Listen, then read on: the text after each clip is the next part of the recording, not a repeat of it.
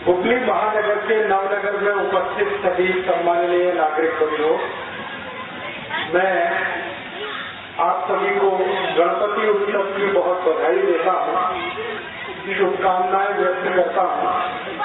ईश्वर से प्रार्थना करता हूँ कि गणपति के स्थापना का कार्य जो आपने यहाँ किया है वो आगे भी इस तरह से नियमित रूप से चलता रहे। आप सब इस गणपति मंडल के भावना के साथ जुड़े रहें और भारत में एक महान राष्ट्रवादी चिंतक, विचारक और हमारे देश के नेता श्री लोकमान्य बाल गंगाधर तिलक ने जिस उद्देश्य से गणपति की स्थापना हमारे देश में कराई, वो उद्देश्य देश में पूरा हो, ऐसी मैं ईश्वर से प्रार्थना करता हूँ। आप सभी नागरिक बंधुओं से इस बात के लिए क्षमा मांगता हूँ कि मैं आपसे बहुत अच्छे से कन्नड़ भाषा में बात नहीं कर सकता, इसलिए कन्नड़ हिंदी मिलाकर आपसे मैं बात करूंगा। मुझे इस गणपति मंडल के आयोजन में जो विषय दिया है आपसे संवाद करने का, वो विषय है कि लोकमान्य श्री बाल गंगाधर तिलक ने गणपति आंदोलन या गणेशोत्सव का अभियान हमारे देश में क्यों चलाया, कैसे चलाया, उसका हमारे देश को क्या उपलब्धि हुई और आज हमारे देश में ये किस स्वरूप में स्थापित है। आप सभी जानते हैं कि भारत देश में गणेशोत्सव का सामाजिक रूप से जो आयोजन शुरू हुआ वो श्री लोकमान्य तिलक के बहुत प्रयासों के बाद हुआ। श्री लोकमान्य तिलक ने 1894 के साल में ये गणपति उत्सव का आयोजन शुरू किया। 1894 में श्री लोकमान्य तिलक ने इसको क्यों शुरू किया, कारण उसका क्या था, आधार उसका क्या था। हमारे जमाने में, हमारे देश में 1894 में अंग्रेजों की सरकार चलती थी और अंग्रेजों की सरकार ने भारत देश में एक नियम बनाया था, कानून बनाया था, वो ये कि भारतीय नागरिक एक साथ किसी स्थान पर एकत्रित नहीं हो सकते। उसके लिए उन्होंने एक कानून बना दिया था और वो कानून में भारत के नागरिक 5 की संख्या में 5 नागरिक एक साथ कहीं भी नहीं जा सकते, एक साथ कहीं आ नहीं सकते। अगर कहीं पर ब्रिटिश पुलिस, अंग्रेजों की सरकार की जो सेना होती थी, वो भारतीय नागरिकों को समूह में देखे तो निश्चित रूप से उनको पुलिस अरेस्ट करती थी, जेल में डालती थी और उसके बाद उनके ऊपर भयंकर अत्याचार होता था। और वो अत्याचार आप कल्पना नहीं कर सकते, कोड़े मारने से लेकर हाथ के नाखून खींच लेने तक का अत्याचार अंग्रेजों की पुलिस किया करती थी। अंग्रेजों की सरकार थी, उन्हीं का कानून था, उन्हीं का नियम था। अदालत में जो जजेस होते थे वो भी अंग्रेज होते थे। अगर कोई भारतीय नागरिक अंग्रेजी पुलिस के अत्याचार के विरुद्ध कोई शिकायत करे तो अदालत में वो शिकायत सुनी नहीं जाती थी, क्योंकि जज अंग्रेज होता था। ऐसा माहौल पूरे देश में बना हुआ था। हमारे भारत देश में सन 1875 में 1875 में एक महान व्यक्ति हुए थे, श्री बंकिम चंद्र चट्टोपाध्याय जी। उन्होंने एक गीत लिखा था 1875 में, वो गीत का नाम वंदे मातरम। तो वंदे मातरम गीत को गाने पर भी अंग्रेज सरकार ने पाबंदी लगा रखी थी। भारतीय नागरिक यदि वंदे मातरम गीत गाएंगे तो अंग्रेजों की पुलिस उनको जेल में पकड़ के बंद कर देगी, ऐसा कानून था। तो एक साथ हम एकत्रित नहीं आ सकते थे, कोई सामूहिक कार्य कर नहीं सकते थे, वंदे मातरम गीत नहीं गा सकते थे। ऐसे कड़े प्रतिबंध हमारे देश पर अंग्रेजों ने लगाए हुए थे। और उस समय अंग्रेजों के खिलाफ जो भारत का आंदोलन था, स्वातंत्र आंदोलन था, उसके सबसे बड़े नेता थे श्री तिलक। उन्होंने अंग्रेजों की सरकार के ये जो प्रतिबंध थे, ये जो पाबंदी थी, इसको निरस्त करने के लिए एक योजना बनाई और उन्होंने ये तय किया कि अगर अंग्रेज सरकार 5 या 5 से ज्यादा लोगों पर पाबंदी लगा रही है तो कोई ऐसा आयोजन शुरू करना चाहिए जो अंग्रेजों की सरकार के इस कानून को भंग करे और नागरिकों के मन में शक्ति आए, डर निकल जाए। अंग्रेजों की सरकार का जो भय है वो भारत के नागरिकों के मन से निकलना चाहिए। ऐसा सोचकर उन्होंने ये गणेशोत्सव शुरू किया। 1894 के पहले हमारे भारत देश में गणपति उत्सव होता था, गणेशोत्सव होता था, लेकिन वो घरों में होता था, परिवार के अंदर होता था। परिवार के लोग मिलकर गणपति उत्सव मनाते थे। पहली बार श्री लोकमान्य बाल गंगाधर तिलक ने 1894 में पुणे के शनिवारवाड़ा में पहले गणपति की स्थापना की थी। आप जानते हैं कि पुणे एक बहुत बड़ा शहर है, पूना महाराष्ट्र में। वहाँ पर एक बड़ा स्थान है शनिवारवाड़ा। इस शनिवारवाड़े में पहले गणपति की स्थापना हुई थी 1894 में और वो स्थापना स्वयं श्री लोकमान्य तिलक ने अपने हाथों से की थी। और उस स्थापना में एक गणपति मंडल उन्होंने बनाया था, शनिवारवाड़ा गणेश मंडल। वो भारत का सबसे पुराना गणेश मंडल है। तो उस गणेश मंडल के कार्यकर्ताओं को उन्होंने एक संकल्प कराया था कि हम ये गणेशोत्सव का पर्व 10 दिन तक मनाएंगे। अंग्रेज पुलिस अगर हमें गिरफ्तार करेगी तो हम जेल में जाएंगे, लेकिन गणपति उत्सव को हम जरूर मनाएंगे। और ऐसे करके ये गणेशोत्सव की शुरुआत हमारे देश में हुई। और सौभाग्य से क्या हुआ, 1894 का पहला जो गणेशोत्सव शनिवारवाड़ा में हुआ तो अंग्रेज पुलिस थोड़ी परेशान हुई, क्योंकि जो गणेशोत्सव को मनाने वाले कार्यकर्ता थे उनको वो पकड़ नहीं सकते थे। कारण ये था कि वो धार्मिक गतिविधि में शामिल है। राजनीतिक गतिविधि में अगर वो शामिल होते, कोई पॉलिटिकल एक्टिविटी में होते तो पुलिस उनको अरेस्ट करती, लेकिन चूंकि वो धार्मिक गतिविधि में शामिल थे इसलिए अंग्रेज पुलिस ने उनको अरेस्ट नहीं किया और पूरे 10 दिन तक वो गणपति उत्सव चला। 1894 में 1894 में अक्टूबर 20 अक्टूबर से लेकर 30 अक्टूबर तक ये कार्यक्रम आयोजित हुआ था। श्री लोकमान्य तिलक ने हर दिन शाम को एक व्याख्यान वहाँ पर आयोजित किया था। स्वयं श्री लोकमान्य तिलक उस व्याख्यान में हाजिर रहते थे, खुद उसमें शामिल होते थे और बड़े बड़े वक्ताओं को वो उसमें बुलाया करते थे। एक दिन का व्याख्यान हुआ तो उसमें उन्होंने कलकत्ता से एक बहुत बड़े नेता को बुलाया। उनका नाम था श्री विपिन चंद्र पाल। 20 अक्टूबर 1894 के पहले व्याख्यान में विपिन चंद्र पाल वहाँ आए। 21 अक्टूबर का दूसरा व्याख्यान हुआ तो उसमें श्री लोकमान्य तिलक ने उत्तर भारत के एक बड़े नेता को बुलाया, श्री लाला लाजपत राय। वो 21 अक्टूबर को आए। फिर तीसरे व्याख्यान में उन्होंने, आपने नाम सुना होगा कि हमारे भारत देश में पुणे शहर में 3 महान क्रांतिकारी पैदा हुए एक भाई के रूप में। 3 भाई एक साथ एक ही परिवार में क्रांतिवीर के रूप में जन्म लिया। वो थे श्री चाफेकर बंधु। तो 23 अक्टूबर को व्याख्यान चाफेकर बंधुओं में जो सबसे अग्रज थे, बड़े थे, उनका हुआ। फिर 24 अक्टूबर को चाफेकर बंधुओं में दूसरे नंबर के जो उनके भाई थे उनका हुआ। एक श्री बालकृष्ण चाफेकर, एक दया कृष्ण चाफेकर, ऐसे करके तीनों चाफेकर बंधुओं का व्याख्यान हुआ। फिर उसके बाद श्री लोकमान्य तिलक ने मुंबई से एक बड़े नेता को बुलाया, उनका नाम था फिरोज शाह मेहता। उनका एक व्याख्यान हुआ और इस तरह से 10 दिन लगातार व्याख्यान माला चली। गणपति उत्सव हुआ, व्याख्यान माला चली।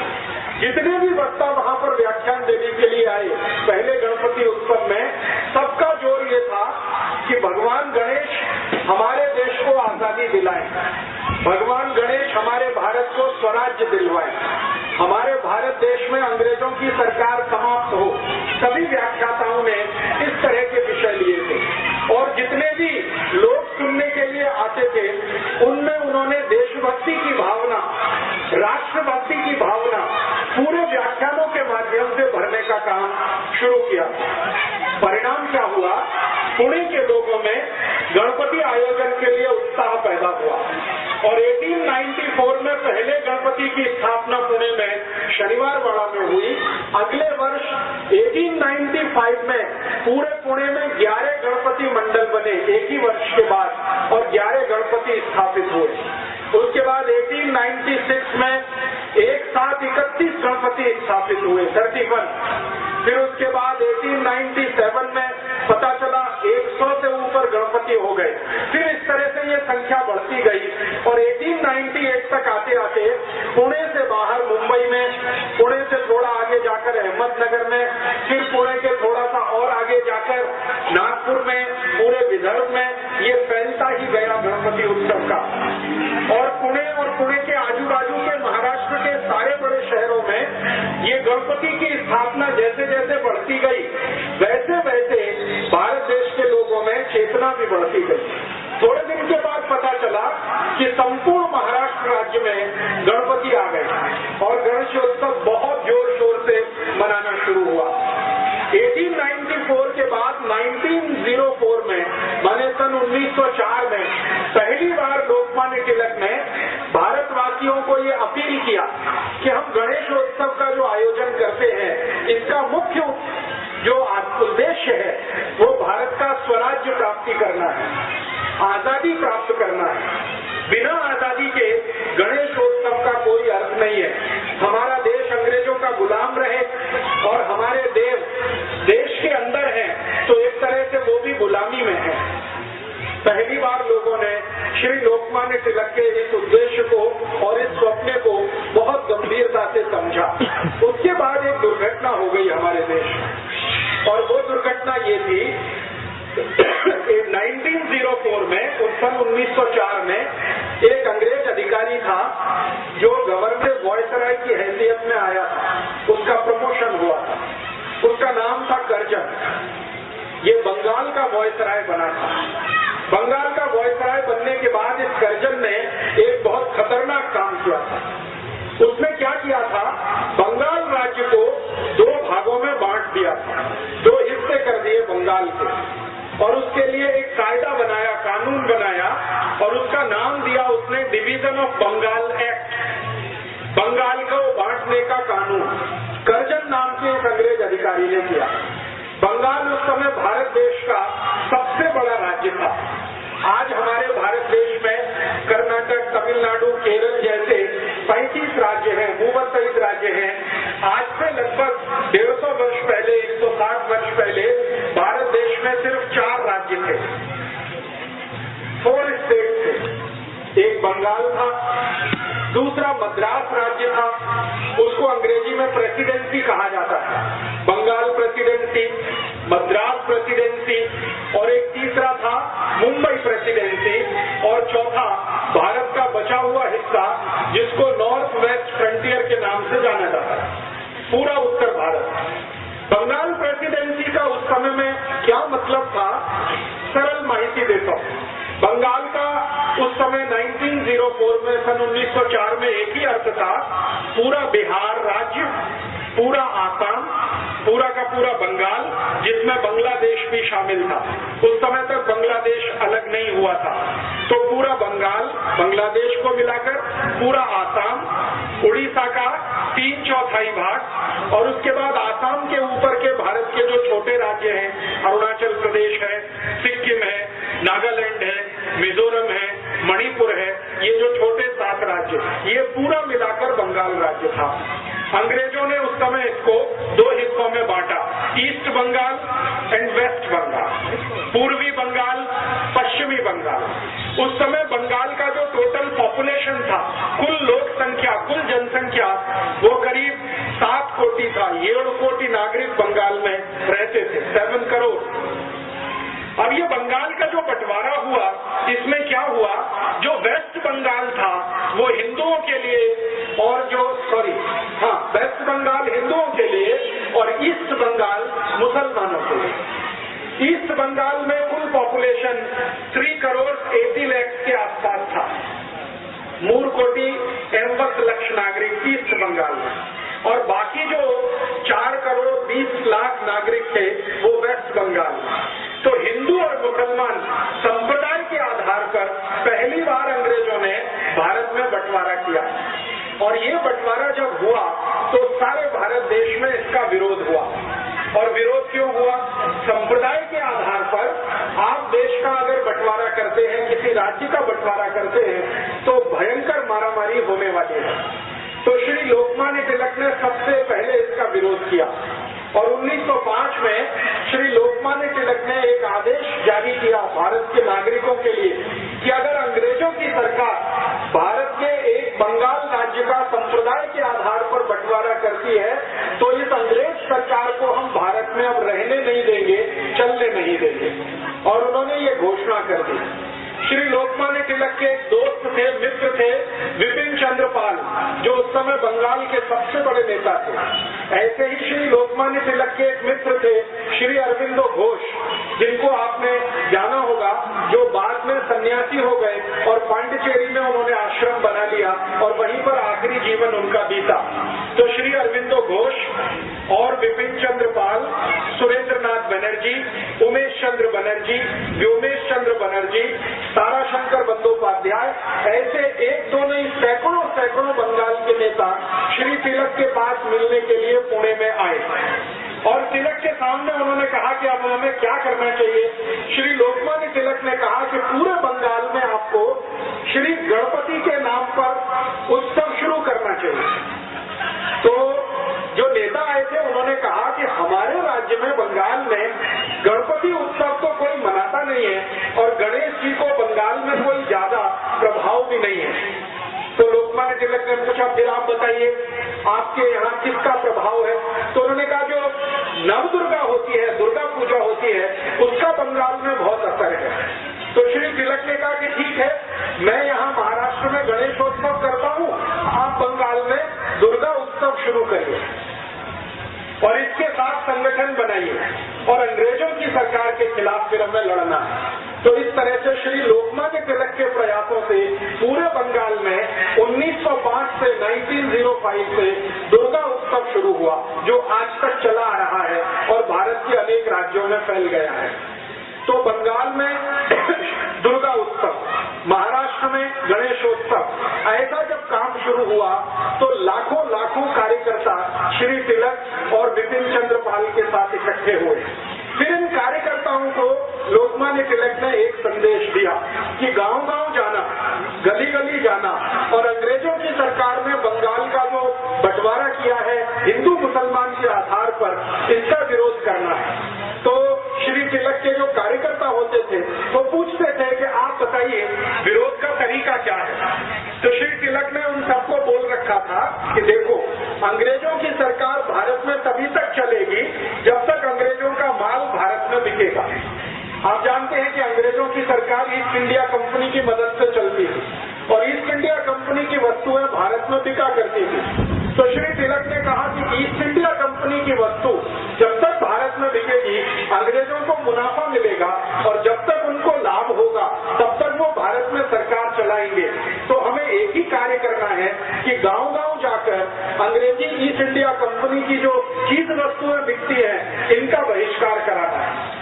और ऐसे करके 1905 में 1905 में स्वदेशी आंदोलन शुरू हुआ और वो बंगाल का जो विभाजन हुआ था उसके विरोध में शुरू हुआ।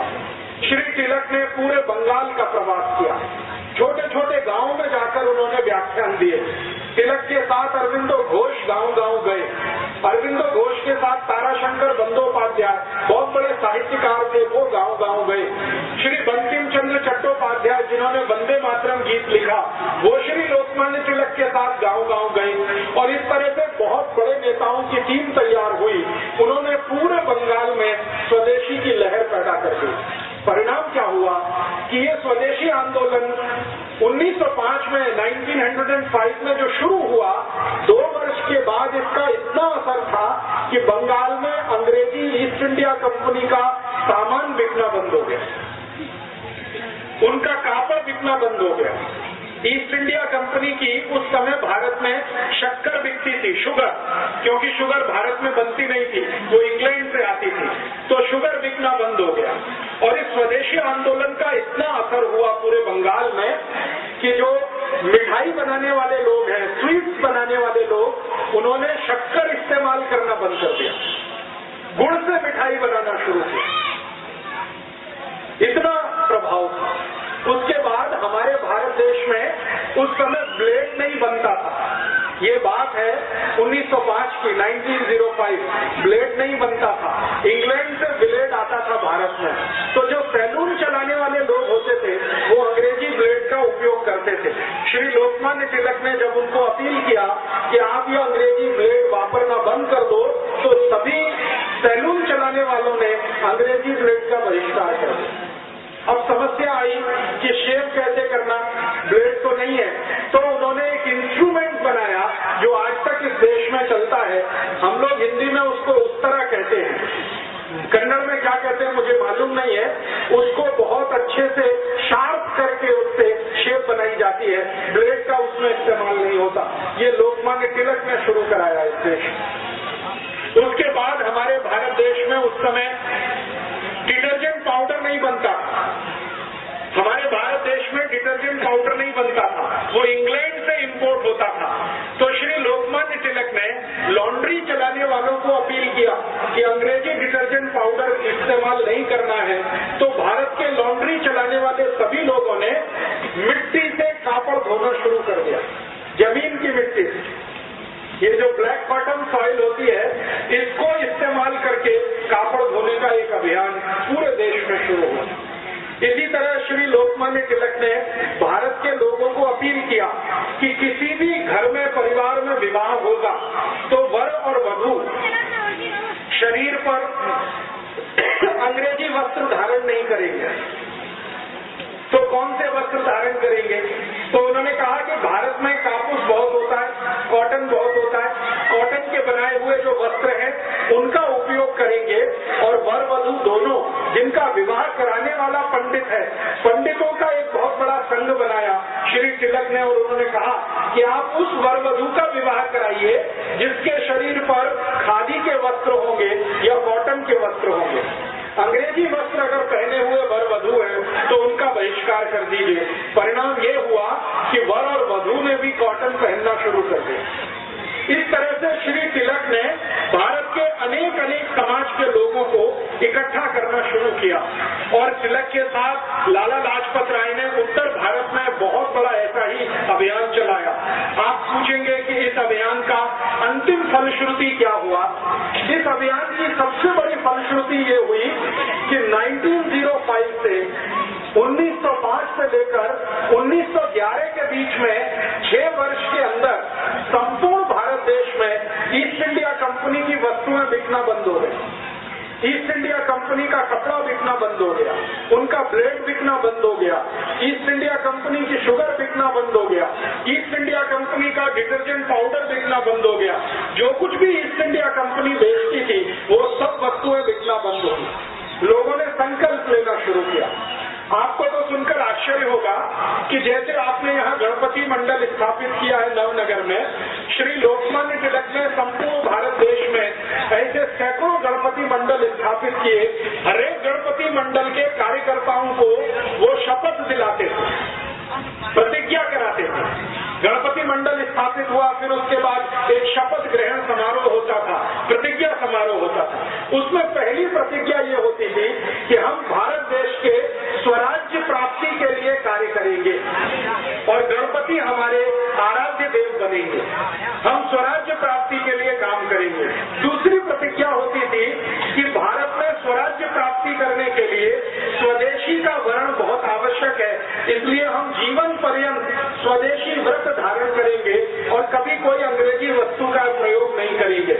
फिर तीसरा संकल्प होता था कि अंग्रेज सरकार धर्म और संप्रदाय के आधार पर भारत को बांट रही है, हम धर्म और संप्रदाय के आधार पर कभी झगड़ा नहीं करेंगे, हिंदू मुसलमानों से नहीं लड़ेंगे, मुसलमान हिंदुओं से नहीं लड़ेंगे। ऐसी 11 शपथ दिलाई जाती थी और वो 11 शपथ लेने वाले कार्यकर्ता गणपति आंदोलन के सदस्य होते थे। उसमें से एक शपथ होती थी कि व्यसन जीवन में कभी नहीं करेंगे, शराब नहीं पिएंगे, सिगरेट नहीं पिएंगे, बीड़ी नहीं पिएंगे, गुटखा तंबाकू कुछ नहीं खाएंगे और अपने को पवित्र बनाएंगे ताकि स्वराज्य प्राप्ति के लिए लड़ सके। ऐसी शपथ दिलाकर श्री तिलक कार्यकर्ताओं को पक्का बनाते हैं और धीरे धीरे आप सुनकर आश्चर्य करेंगे 1905 से ये अभियान शुरू हुआ। 1911 में 1911 में स्वदेशी आंदोलन और गणेशोत्सव के कुल कार्यकर्ता 1,20,20,00,000 हो गए, 1,20,00,000। उस समय भारत का जो टोटल पॉपुलेशन था वो 21 कोटि था, 20 करोड़ भारतवासी थे 1905 में, और उसमें से 1,20,20,00,000 1,20,00,000 उनके कार्यकर्ता थे। लोकमान्य तिलक, बाल गंगाधर तिलक, बिपिन चंद्रपाल, लाला लाजपत राय के साथ काम करने वाले। गणेशोत्सव के माध्यम से इतनी बड़ी कार्यकर्ताओं की फौज उन्होंने इकट्ठी की। अंतिम परिणाम क्या हुआ? 1911 में जब ब्रिटिश गवर्नमेंट का सब कुछ बिकना यहाँ बंद हो गया तो ब्रिटिश पार्लियामेंट लंदन में बहुत तकलीफ आ गई, क्योंकि यहाँ से धन लूटकर ईस्ट इंडिया कंपनी लेके जाती थी। उनका माल बिकता था, वो पैसा लंदन जाता था। जब यहाँ माल बिकना बंद हो गया तो यहाँ से पैसा लंदन जाना बंद हो गया, तो ब्रिटिश पार्लियामेंट में बहुत तकलीफ की स्थिति आई। उस समय ब्रिटेन का राजा था, उसका नाम था जॉर्ज पंचम। उसने ब्रिटिश पार्लियामेंट का एक स्पेशल मीटिंग बुलाया और उसने ये कहा कि भारत देश में ऐसा क्या हो रहा है कि अब ब्रिटेन में पैसा आना बंद हो गया। तो ब्रिटिश पार्लियामेंट के एमपीज ने जॉर्ज पंचम को कहा कि भारत में एक बड़े नेता हैं श्री लोकमान्य तिलक, उन्होंने गणेशोत्सव का एक अभियान और स्वदेशी का आंदोलन शुरू कर दिया है और उसके कारण अब अंग्रेजी वस्तुएं भारत में बिकना बंद हो गई हैं, इसलिए इंग्लैंड में पैसा आना बंद हो गया। तो जॉर्ज पंचम इतना परेशान हुआ, उसने कहा कि ये लोकमान्य तिलक कौन है? तो उसके जो ऑफिसर थे उन्होंने समझाया ऐसे ऐसे एक व्यक्ति है, पुणे के पास उनका जन्म स्थान है, कार्य क्षेत्र उनका पूरा भारत देश है और उनके पास 1,20,20,00,000 कार्यकर्ताओं की बहुत बड़ी आर्मी है। तो जॉर्ज पंचम ने पूछा कि ब्रिटेन की आर्मी भारत में कितनी है? तो जॉर्ज पंचम को उत्तर मिला कि जो ब्रिटिश आर्मी भारत में है वो मैक्सिमम 3,50,000 है, 3.5 लाख की आर्मी है। और उन्होंने कहा कि लोकमान्य तिलक की आर्मी कितनी बड़ी है? तो उन्होंने कहा कि 1,20,20,00,000 1,20,00,000 की आर्मी है। तो फिर जॉर्ज पंचम ने कहा कि उसका commander in chief Lokmanya Tilak 1,20,00,000 की आर्मी है, कितनी बड़ी आर्मी है, मैं उसको देखना चाहता हूँ। तो ब्रिटिश पार्लियामेंट ने कहा कि वो आर्मी अगर देखनी है तो आपको भारत जाना पड़ेगा। तो उसने कहा ठीक है, मेरी भारत यात्रा का कार्यक्रम बनाओ। तो दिसंबर में 10 तारीख को जॉर्ज पंचम भारत आया। दिसंबर 10, 1911 1911 10 दिसंबर को जॉर्ज पंचम भारत आ गया, ये देखने के लिए कि स्वदेशी आंदोलन की, गणपति आंदोलन की आर्मी कितनी बड़ी है। उस जमाने में आप जानते हैं कि हवाई जहाज नहीं चलते थे, पानी के जहाज से यात्रा होती थी, शिप का आना जाना होता था। तो लंदन जाने के लिए भारत देश में 2 ही स्थान थे और लंदन से आने के लिए भी 2 ही स्थान थे। एक था वो कलकत्ता और दूसरा था सूरत। सूरत में बहुत बड़ा पानी के जहाज का पत्तन था और कलकत्ता में बहुत बड़ा था। तो कलकत्ता एक, सूरत दूसरा। तो जॉर्ज पंचम को पूछा गया आप कहाँ उतरेंगे? तो उन्होंने कहा कलकत्ता उतरूंगा। क्यों? क्योंकि लोकमान्य तिलक के सहयोगी और उनके कार्यकर्ता सबसे ज्यादा बंगाल में काम कर रहे हैं, तो मुझे देखना है वो। तो कलकत्ता उतरा लोकमान्य तिलक, जॉर्ज पंचम कलकत्ता आया। 11 दिसंबर को कलकत्ता में बहुत सारे लोगों ने उसको रिसीव किया। जिन लोगों ने जॉर्ज पंचम को भारत में पहली यात्रा पर रिसीव किया, माने उसको आदर पूर्वक इस देश में स्वागत किया, उनमें से सबसे आगे थे श्री रविंद्रनाथ टैगोर, राजा राम मोहन रॉय और एक थे उमेश चंद्र बनर्जी और एक पुराने कांग्रेस के नेता जो माने जाते हैं, कांग्रेस की स्थापना हो चुकी थी 1885 1985 में, तो एक थे एक्टोवियो AOU, जो कांग्रेस के संस्थापक अध्यक्ष माने जाते हैं। इन सब लोगों ने राजा को आवकार किया, उसका स्वागत किया। राजा माने जॉर्ज पंचम। और श्री लोकमान्य तिलक, विपिन चंद्र पाल और व्योमेश चंद्र बनर्जी, सुरेंद्रनाथ बनर्जी, ये जो सारे नेता थे जिनको हमारे इतिहास में गरम दल का नेता माना जाता है, इन्होंने जॉर्ज पंचम का बहिष्कार किया। उन्होंने कहा हम जॉर्ज पंचम का बहिष्कार करते हैं, हम उसके स्वागत समारोह में नहीं जाएंगे। लेकिन कांग्रेस के अंदर नरम दल के कुछ नेता हुआ करते थे, उनमें से मैंने कुछ नाम आपको बताए। उन्होंने कहा कि हम जॉर्ज पंचम का जरूर स्वागत करेंगे। तो स्वागत समारोह हुआ कलकत्ता में, और स्वागत समारोह में पहली बार जॉर्ज पंचम को स्वागत करते हुए एक गीत गाया गया जिसका नाम है जनगण मन अधिनायक जय हे भारत भाग्य विधाता। भारत भाग्य विधाता, इन शब्दों पे ध्यान दीजिए। भारत भाग्य विधाता माने भारत के भाग्य को निर्धारित करने वाला कौन? जॉर्ज पंचम। जॉर्ज पंचम को मंच पर बिठाया गया और ये गीत गाना शुरू किया, और जिसने ये गीत गाया दुर्भाग्य से उनका नाम वही श्री रविंद्रनाथ टैगोर। उन्होंने ही ये गीत लिखा और उन्होंने ही ये गीत गाया। अब ये जो गीत है इसमें ज्यादा शब्द बांग्ला के हैं और कुछ संस्कृत के शब्द हैं। इस पर जरा ध्यान दें। जनगण मन, जन गण मन, गण संस्कृत का शब्द है, जन संस्कृत का शब्द है, मन संस्कृत और बांग्ला दोनों में है। तो इसका अर्थ है भारत की जनता की तरफ से, गण माने छोटे छोटे राजा और उनके प्रतिनिधि, हम सब भारत की जनता की तरफ से, छोटे छोटे राजाओं की तरफ से जनगण मन अधिनायक जय, अधिनायक माने सुपर हीरो, माने जॉर्ज पंचम, आपकी जय करने के लिए यहाँ आए हैं। जनगण मन अधिनायक जय, भारत भाग्य विधाता। भारत के आप भाग्य विधाता है, आपको भारत का भाग्य तय करना है क्योंकि आपके हाथ में सब कुछ है। फिर पंजाब, सिंध, गुजरात, मराठा, द्राविड़, उत्कल, बंग, ये भारत के अलग अलग हिस्से हैं जिनका नाम उन्होंने लिया। पंजाब, सिंध, गुजरात, मराठा, द्राविड़, उत्कल, बंग, विंध्य, हिमाचल, यमुना, गंगा, उच्छल जलधि तरंग, तब शुभ नामे जागे। भारत के ये सभी हिस्सों की, रीजन की तरफ से हम भगवान से प्रार्थना कर रहे हैं, तब शुभ नामे जागे, आपका नाम पूरे विश्व में हो, तब शुभ आशीष मांगे। हम भगवान से आपके लिए दुआएं कर रहे हैं, आशीष मांग रहे हैं। गाए तब जय गाथा, हम आपकी जय जयकार करते ही रहेंगे। जनगण मंगलदायक जय, भारत भाग्य विधाता।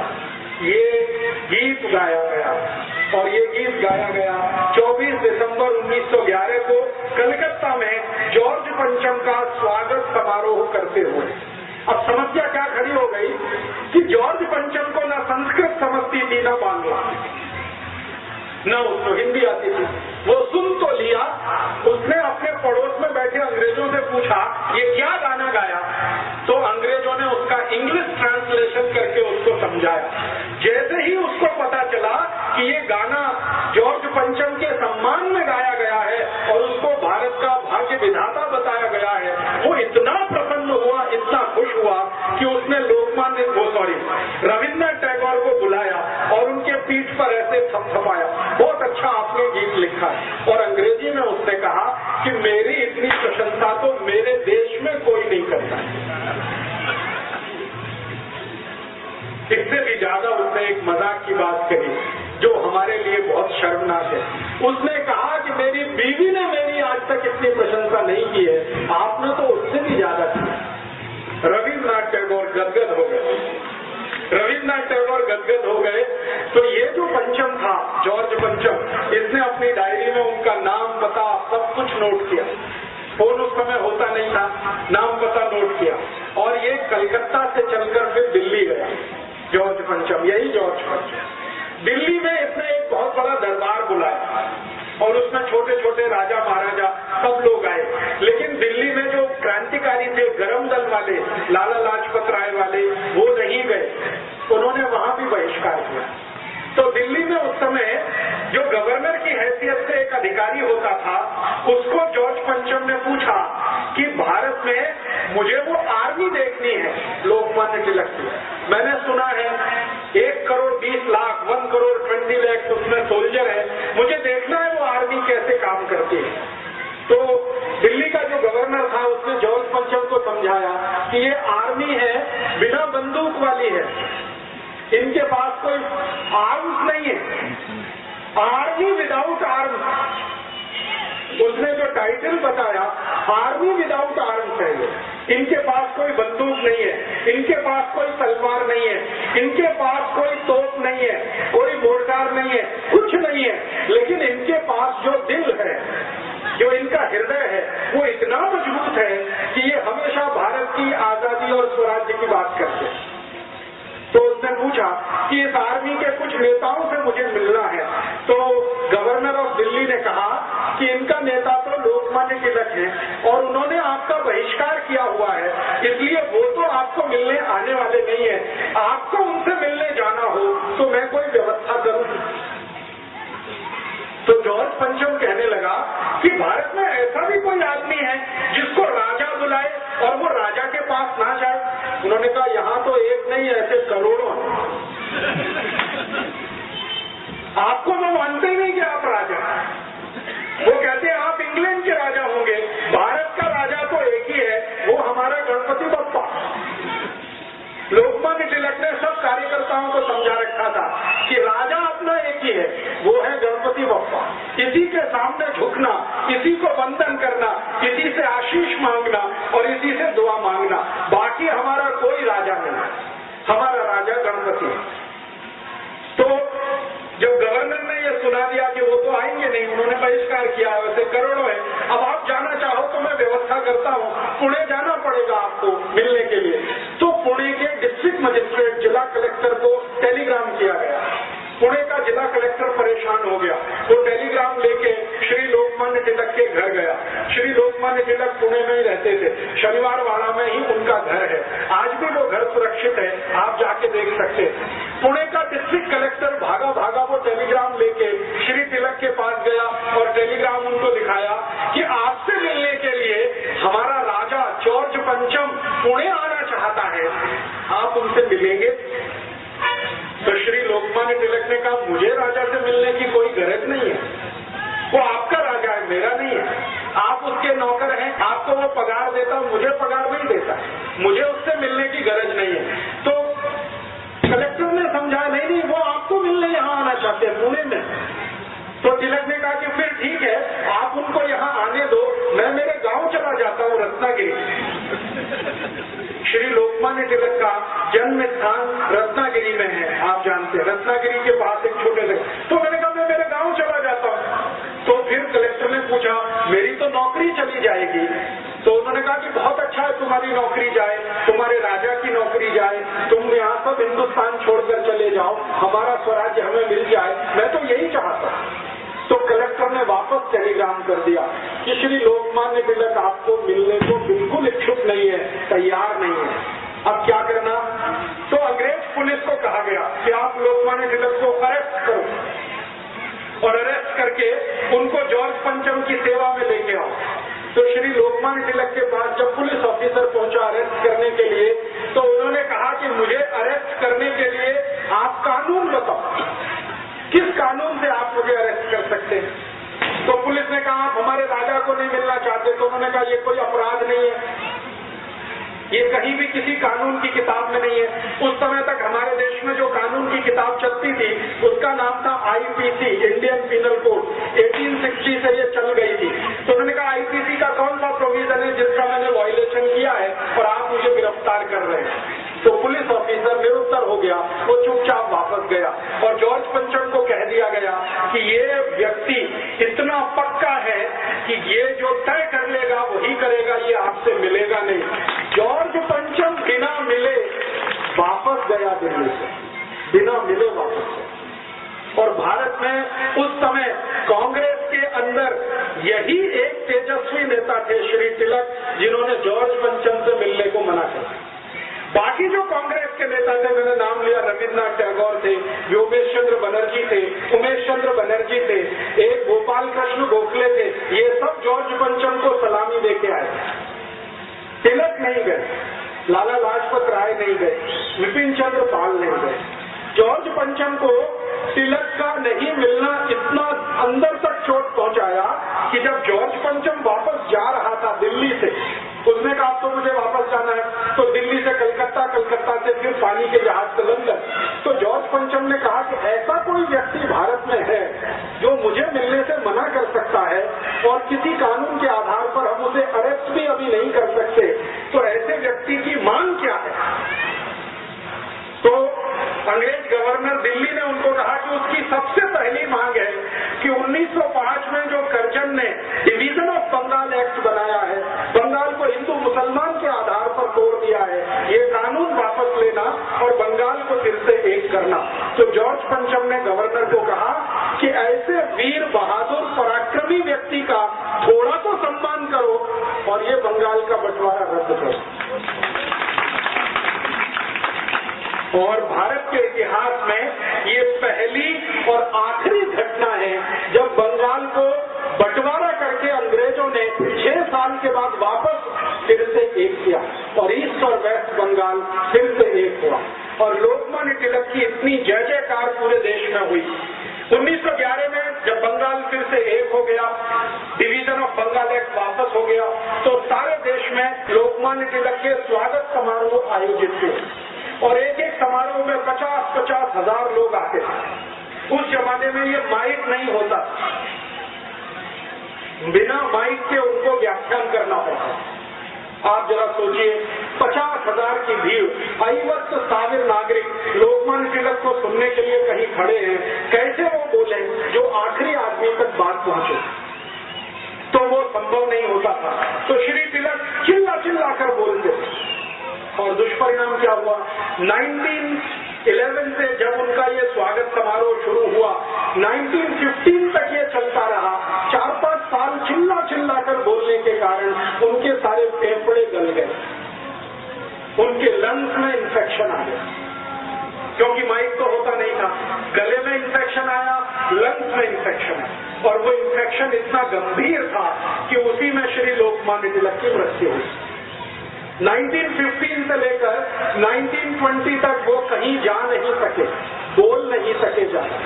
थोड़े भी बोलते थे तो गले में दर्द होता, थोड़े भी बोलते थे तो लंग्स में पानी भर जाता और उस समय ट्रीटमेंट भी नहीं था। प्लूरिसी नाम की एक बीमारी उनको हो गई, उसका कोई ट्रीटमेंट नहीं था। उसका एक ही ट्रीटमेंट था कि वो कोई ठंडे प्रदेश में जाकर थोड़े दिन आराम करें। लेकिन तिलक कहा करते थे कि अगर ये जीवन में आराम किया तो स्वराज्य कैसे आएगा? इसलिए उन्होंने अपने स्वास्थ्य को दुर्लक्ष्य किया, अपनी हेल्थ को कभी ध्यान नहीं दिया और उसी चक्कर में उनकी पत्नी रात दिन परेशान रहती थी और उनकी मृत्यु हुई उनकी पत्नी की, इसी चिंता में कि तिलक कभी स्वास्थ्य का ध्यान नहीं रखते, लगातार प्रवास करते थे।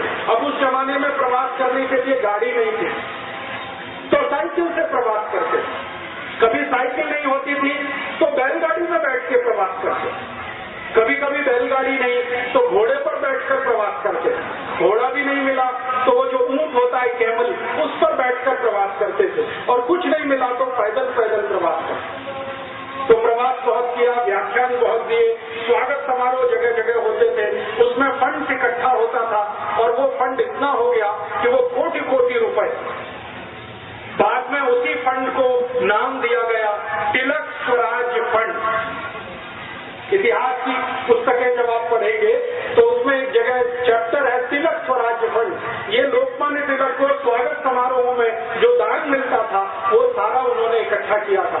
आप पूछेंगे तिलक स्वराज फंड कितना था?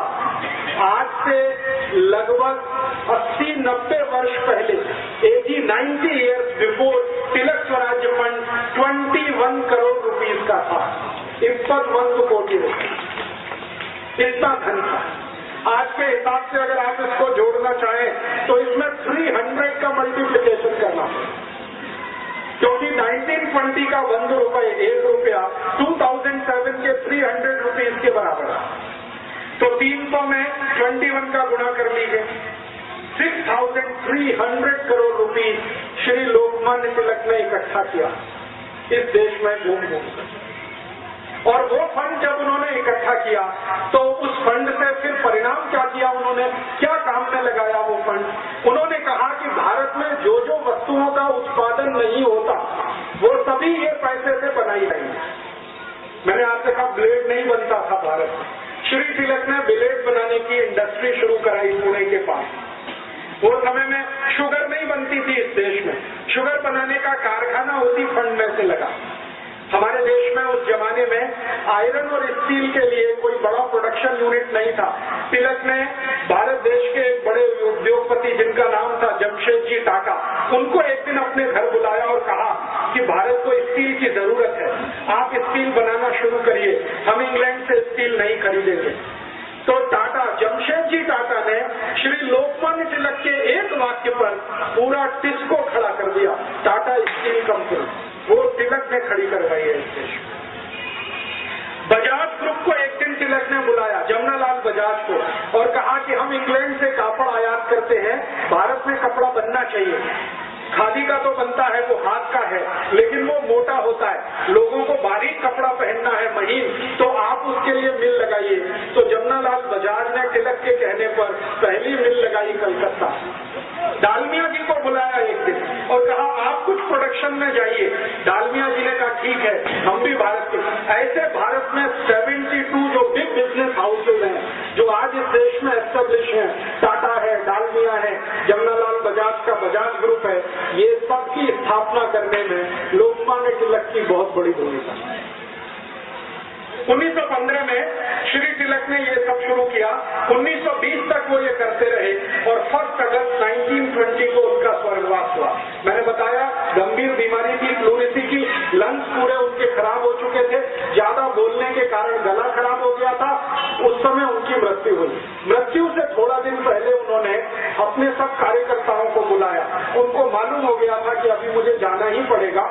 तो उन्होंने कहा कि देखो मेरी मृत्यु होगी तो आप में से कोई रोना नहीं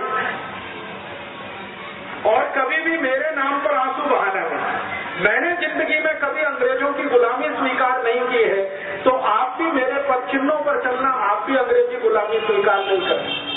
आप स्वतंत्र हैं, भगवान आपको आगे भी स्वतंत्र बनाकर रखेगा। मेरे आदर्शों का खून नहीं करना, कोई रोएगा नहीं, मैं मरूंगा, खुशी के साथ मुझे विदा करना। और उन्होंने एक बहुत महत्वपूर्ण वाक्य कहा जो पूरे जीवन का सबसे बड़ा सच है। श्री तिलक ने अपने कार्यकर्ताओं को कहा कि देखो मृत्यु जो है जन्म से भी ज्यादा आसान है। ये बहुत गहरी बात है। उन्होंने कहा कि जन्म लेने में तो बहुत कष्ट होता है, ताई को भी होता है, मक्खन को भी होता है, लेकिन मृत्यु बहुत सहज है, बहुत आसान है, इसलिए उत्सव की तरह से इसको मनाना। और ये हुआ 1 अगस्त को सुबह जब उनकी अंतिम यात्रा निकली, प्राण उनके पूरे हुए, तो पूरा पुणे शहर, पूरा बंबई, पूरा भारत खड़ा हो गया। ऐसी अंतिम यात्रा इस देश में किसी की नहीं निकली। करोड़ों करोड़ों लोग उसमें शामिल, करोड़ों। और उन लोगों ने श्री तिलक की अंतिम यात्रा को भारत की स्वराज यात्रा बताई कि ये हमारे देश की स्वराज यात्रा है। और उस स्वराज यात्रा में उन्होंने वही संकल्प दोहराए जो श्री तिलक उनको गणपति आंदोलन के समय कहा करते थे। ऐसे एक महान व्यक्ति ने इस देश में गणपति की स्थापना कराई, ऐसे एक महान व्यक्ति ने इस देश में स्वराज्य की नींव स्थापित कराई। आप बहुत भाग्यशाली हैं कि मैंने आपके मंडल में आकर श्री तिलक का फोटो देखा। मुझे बहुत दुख होता है जब मैं गणपति मंडलों में जाता हूँ, गणपति की मूर्ति तो होती है, तिलक की मूर्ति गायब है। और उससे भी ज्यादा दुख मुझे इस बात का होता है कि गणपति मंडल वाले गणपति की स्थापना करते हैं और उसमें ऐसे गंदे गंदे घटिया घटिया गाने बजाते हैं जिनको श्री तिलक ने कभी सुना नहीं, सोचा भी नहीं। हमें शर्म है कि हम लोकमान्य तिलक के उन सभी आदर्शों को पूरा नहीं कर पाए जो गणपति आंदोलन के माध्यम से उन्होंने भारत को समझाए थे। उनका एक बहुत महत्वपूर्ण वक्तव्य था जो उन्होंने अपनी मृत्यु से थोड़े दिन पहले दिया था। जब बंगाल का बंटवारा समाप्त हो गया तो तिलक ने भारत के बहुत सारे कार्यकर्ताओं का एक सम्मेलन बुलाया था और उसमें उन्होंने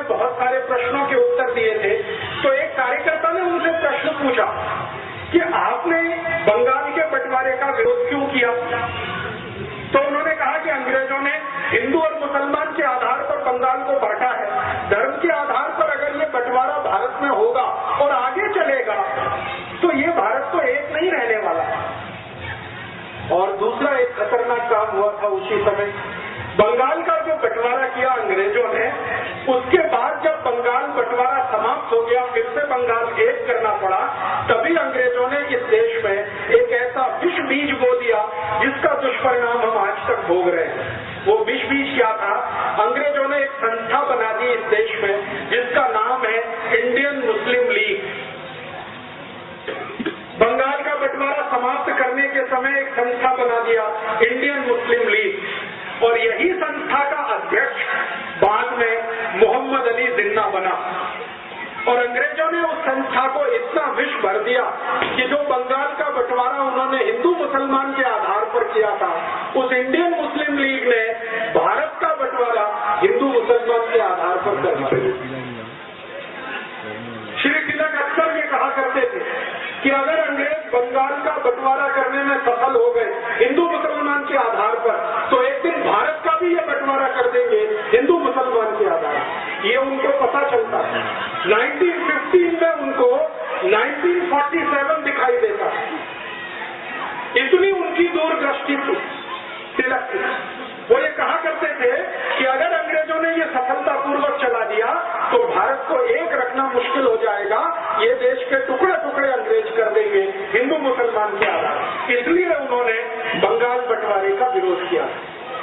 लेकिन श्री तिलक की मृत्यु के बाद इस देश में ऐसा दुष्चक्र चला कि गरम दल के जितने भी बड़े नेता थे, तिलक तो उनके सबसे बड़े लीडर थे, श्री लाला लाजपत राय, वो लाठी कांड में मारे गए। आप जानते हैं 1927 में साइमन कमीशन का विरोध करते।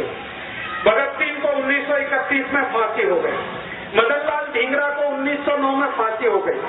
अरविंदो घोष जो सबसे बड़े नेता हो सकते थे लोकमान्य तिलक के बाद, क्योंकि लोग उनको बहुत मानते थे, वो संन्यास लेकर पांडिचेरी में चले गए। उन्होंने कहा कि अब मैं संन्यास में रहूंगा और साधु का काम करूंगा। उसके बाद कोई बचा नहीं बड़ा नेता, तो धीरे धीरे सारे गरम दल के नेताओं को अंग्रेजों के पुलिस में 1931 में खत्म हो गए। फिर उसके बाद गांधी जी को एक बार किसी ने कहा कि देखिए लोकमान्य तिलक ने इतना बड़ा काम किया था इस देश में, अब आपको उनका काम आगे बढ़ाना चाहिए। तो गांधी जी ने कहा कि मैं लोकमान्य तिलक का स्वदेशी का काम तो आगे जरूर बढ़ाऊंगा और अंग्रेजी बहिष्कार का काम भी लगातार मैं करूंगा। श्री लोकमान्य तिलक ने कहा था कि सिर्फ अंग्रेजों की वस्तुओं का बहिष्कार नहीं करना है, बल्कि अंग्रेजी भाषा का भी बहिष्कार करना। और उन्होंने अंग्रेजी भाषा के जो स्कूल भारत में चलते थे उनके पैरेलल, उनके मुकाबले मराठी भाषा के स्कूल शुरू किए। आपको मालूम है पुणे में एक एजुकेशन सोसाइटी बनी, डेक्कन एजुकेशन सोसाइटी, उसके संस्थापक अध्यक्ष लोकमान्य तिलक थे। और डेक्कन एजुकेशन सोसाइटी को ये काम दिया गया कि ज्यादा से ज्यादा स्थानों पर मराठी भाषी स्कूल होने चाहिए। कर्नाटक में उनका अभियान आया कि कन्नड़ भाषी स्कूल होने चाहिए। उत्तर भारत में अभियान था हिंदी भाषी स्कूल होने चाहिए। तो भाषा के स्तर पर स्वदेशी, भूषा के स्तर पर स्वदेशी, भोजन के स्तर पर स्वदेशी, वस्तुओं के स्तर पर स्वदेशी, ऐसी पूरी तिलक की कल्पना थी। हर स्तर पर स्वदेशी होना ही चाहिए। और तिलक इतने स्वदेशी के आग्रही थे कि कभी उन्होंने अपने वस्त्रों से समझौता नहीं किया। लंदन भी वो कई बार गए थे उपन्यास देने के लिए, लेकिन लंदन भी वो उसी पोशाक में जाते थे जिस पोशाक में आप उनको अंदर देखते। सिर पर वही पगड़ी, एक उनका झब्बा और धोती, लंदन भी उसी पोशाक में। आप जानते हैं कि लंदन में ठंडी बहुत होती है, दिसंबर, जनवरी, फरवरी -20 डिग्री सेंटीग्रेड टेम्परेचर होता है, फिर भी लोकमान्य तिलक धोती और अपना ये अंग वस्त्र में कुर्ता और ये सिर पर टोपी, इसके अलावा कुछ नहीं। बहुत अधिक हुआ तो कंबल लपेटते। तो लंदन में जो भारतवासी रहते थे उनमें से कई लोग उनको कहते थे कि आपको ठंडी नहीं लगती, तो उनका एक ही जवाब होता था कि मेरे शरीर में स्वराज्य की इतनी अग्नि जल रही है कि ठंडी कैसे लगेगी। और जब भी लोकमान्य तिलक को टोकने वाला कोई सबसे पहले व्यक्ति होते थे श्री विनायक दामोदर सावरकर। विनायक दामोदर सावरकर उस समय लंदन में ही थे और एक बहुत बड़ा इंडिया हाउस बनाया था। विनायक दामोदर सावरकर के एक सहयोगी थे श्री श्यामजी कृष्ण वर्मा। श्यामजी कृष्ण वर्मा, विनायक दामोदर सावरकर, इन लोगों ने लंदन में फंड इकट्ठा किया था और वो फंड से एक भवन बनाया था और उसका नाम था इंडिया हाउस। हिंदी में नाम था भारत भवन, लेकिन अंग्रेजों के यहाँ रजिस्ट्रेशन कराने के लिए नाम रखा था इंडिया हाउस। लोकमान्य तिलक जब भी लंदन गए तो वहाँ ठहरते थे इंडिया हाउस में। कारण क्या था कि भारत के जो भी क्रांतिकारी थे सभी के लिए वो घर के जैसा था। तो वहाँ पर बहुत सारे क्रांतिकारी रहते थे, अभ्यास करते थे और भारत में आकर क्या क्या काम करना है स्वराज्य के लिए उसकी योजनाएं बनाया करते थे। श्यामजी कृष्ण वर्मा लोकमान्य तिलक को कई बार कहते थे कि आपको लंदन में ठंड लग जाएगी, हमें आपकी बहुत जरूरत है। तो लोकमान्य तिलक वही उत्तर देते थे कि स्वराज्य की गर्मी इतनी है, ठंड कैसे लगेगी। तो ऐसे व्यक्ति हमारे देश की राजनीति में होते और जितने समय वो रहे इस देश में उन्होंने अद्भुत काम किए। 2 बड़े अखबार जीवन भर वो निकालते रहे अपनी मृत्यु तक। एक अखबार का नाम था केसरी, आप सभी जानते हैं, वो मराठी में निकलता था। केसरी अखबार में ऐसे अग्रलेख वो लिखा करते थे श्री तिलक कि लोग पढ़े तो उनके अंदर खून जले, ऐसी भाषा उनकी होती थी। और भारत के पहले अखबारों में उसकी गिनती होती थी केसरी, जो उस समय 53,000 बिकता था। 53,000 उसका कॉपी बिकती थी और एक कॉपी को 10 से 12 लोग पढ़ते।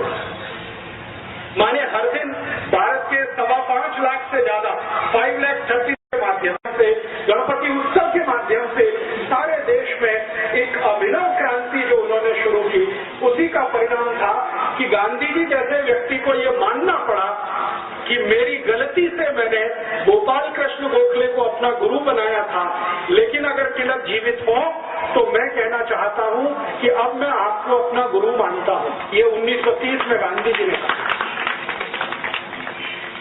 आप जानते हैं कि गांधी जी 1914-15 में भारत जब आए तो सबसे पहले वो गोपाल कृष्ण गोखले जी के घर गए थे मुंबई में। और गोपाल कृष्ण गोखले जी के बारे में सब लोग कहते थे कि ये अंग्रेजों का एजेंट है, यही शब्द उनके बारे में बोले जाते थे। वो हमेशा इस तरह के काम किया करते थे जिससे अंग्रेजों को सुविधा हो। भारत के क्रांतिकारियों को पकड़वाने में उन्होंने बहुत लोगों को नाम बताए थे, तो अंग्रेजों का एजेंट कहा जाता था। गांधी जी पहली बार उन्हीं के घर गए और गांधी जी ने कहा कि मैं तो आपको अपना राजनीतिक गुरु मानता हूं। 1930 में गांधी जी को अपनी गलती का एहसास हुआ और 1930 में जब उन्होंने नमक सत्याग्रह किया तो श्री लोकमान्य तिलक के ही कार्यकर्ता गांधी जी के साथ थे। नमक सत्याग्रह जो गणेशोत्सव में से निकले 100 कोटि 20 लाख कार्यकर्ता गांधी जी के साथ थे, क्योंकि लोकमान्य तिलक ने मृत्यु से पहले अपने सभी कार्यकर्ताओं को कहा था कि मुझे भारत में ज्यादा किसी से उम्मीद नहीं है कि कोई कुछ करेगा देश के लिए, लेकिन ये मोहनदास आदमी जो है ये जरूर कुछ कर सकता है देश के लिए, कभी जरूरत पड़े तो इसको मदद करना। बाकी किसी नेता के बारे में उनको भरोसा नहीं था। गांधी जी को 1930 में रियलाइजेशन हुआ, उन्होंने एक खत लिखा है।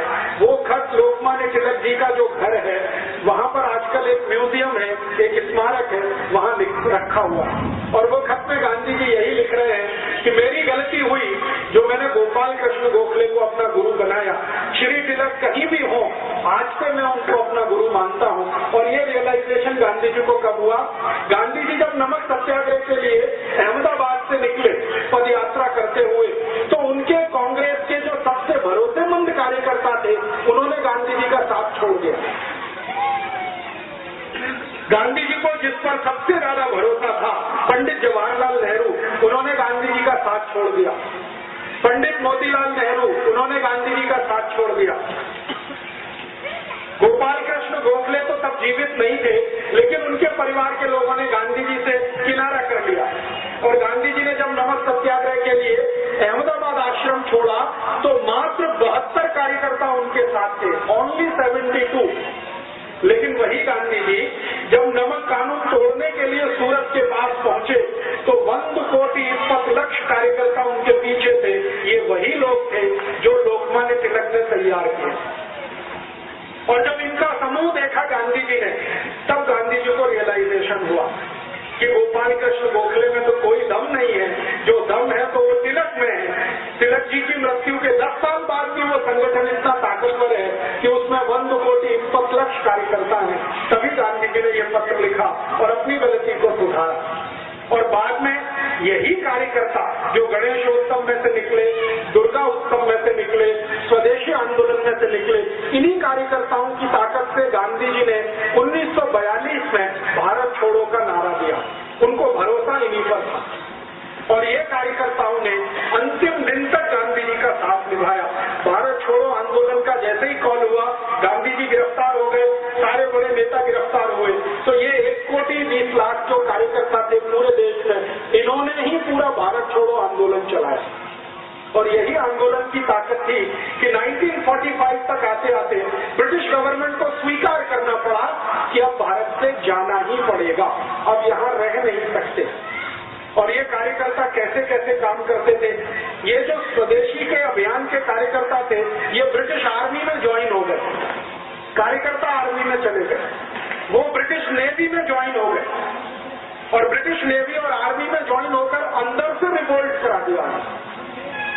आप जानते हैं 1944-45 में बंबई में ब्रिटिश नेवी में रिवोल्ट हो गया था, बगावत हो गई और उस रिवोल्ट का दुष्परिणाम था कि ब्रिटिश पार्लियामेंट ने तय किया कि अभी भारत में रहना मुश्किल, तो सेना में बगावत करा दी।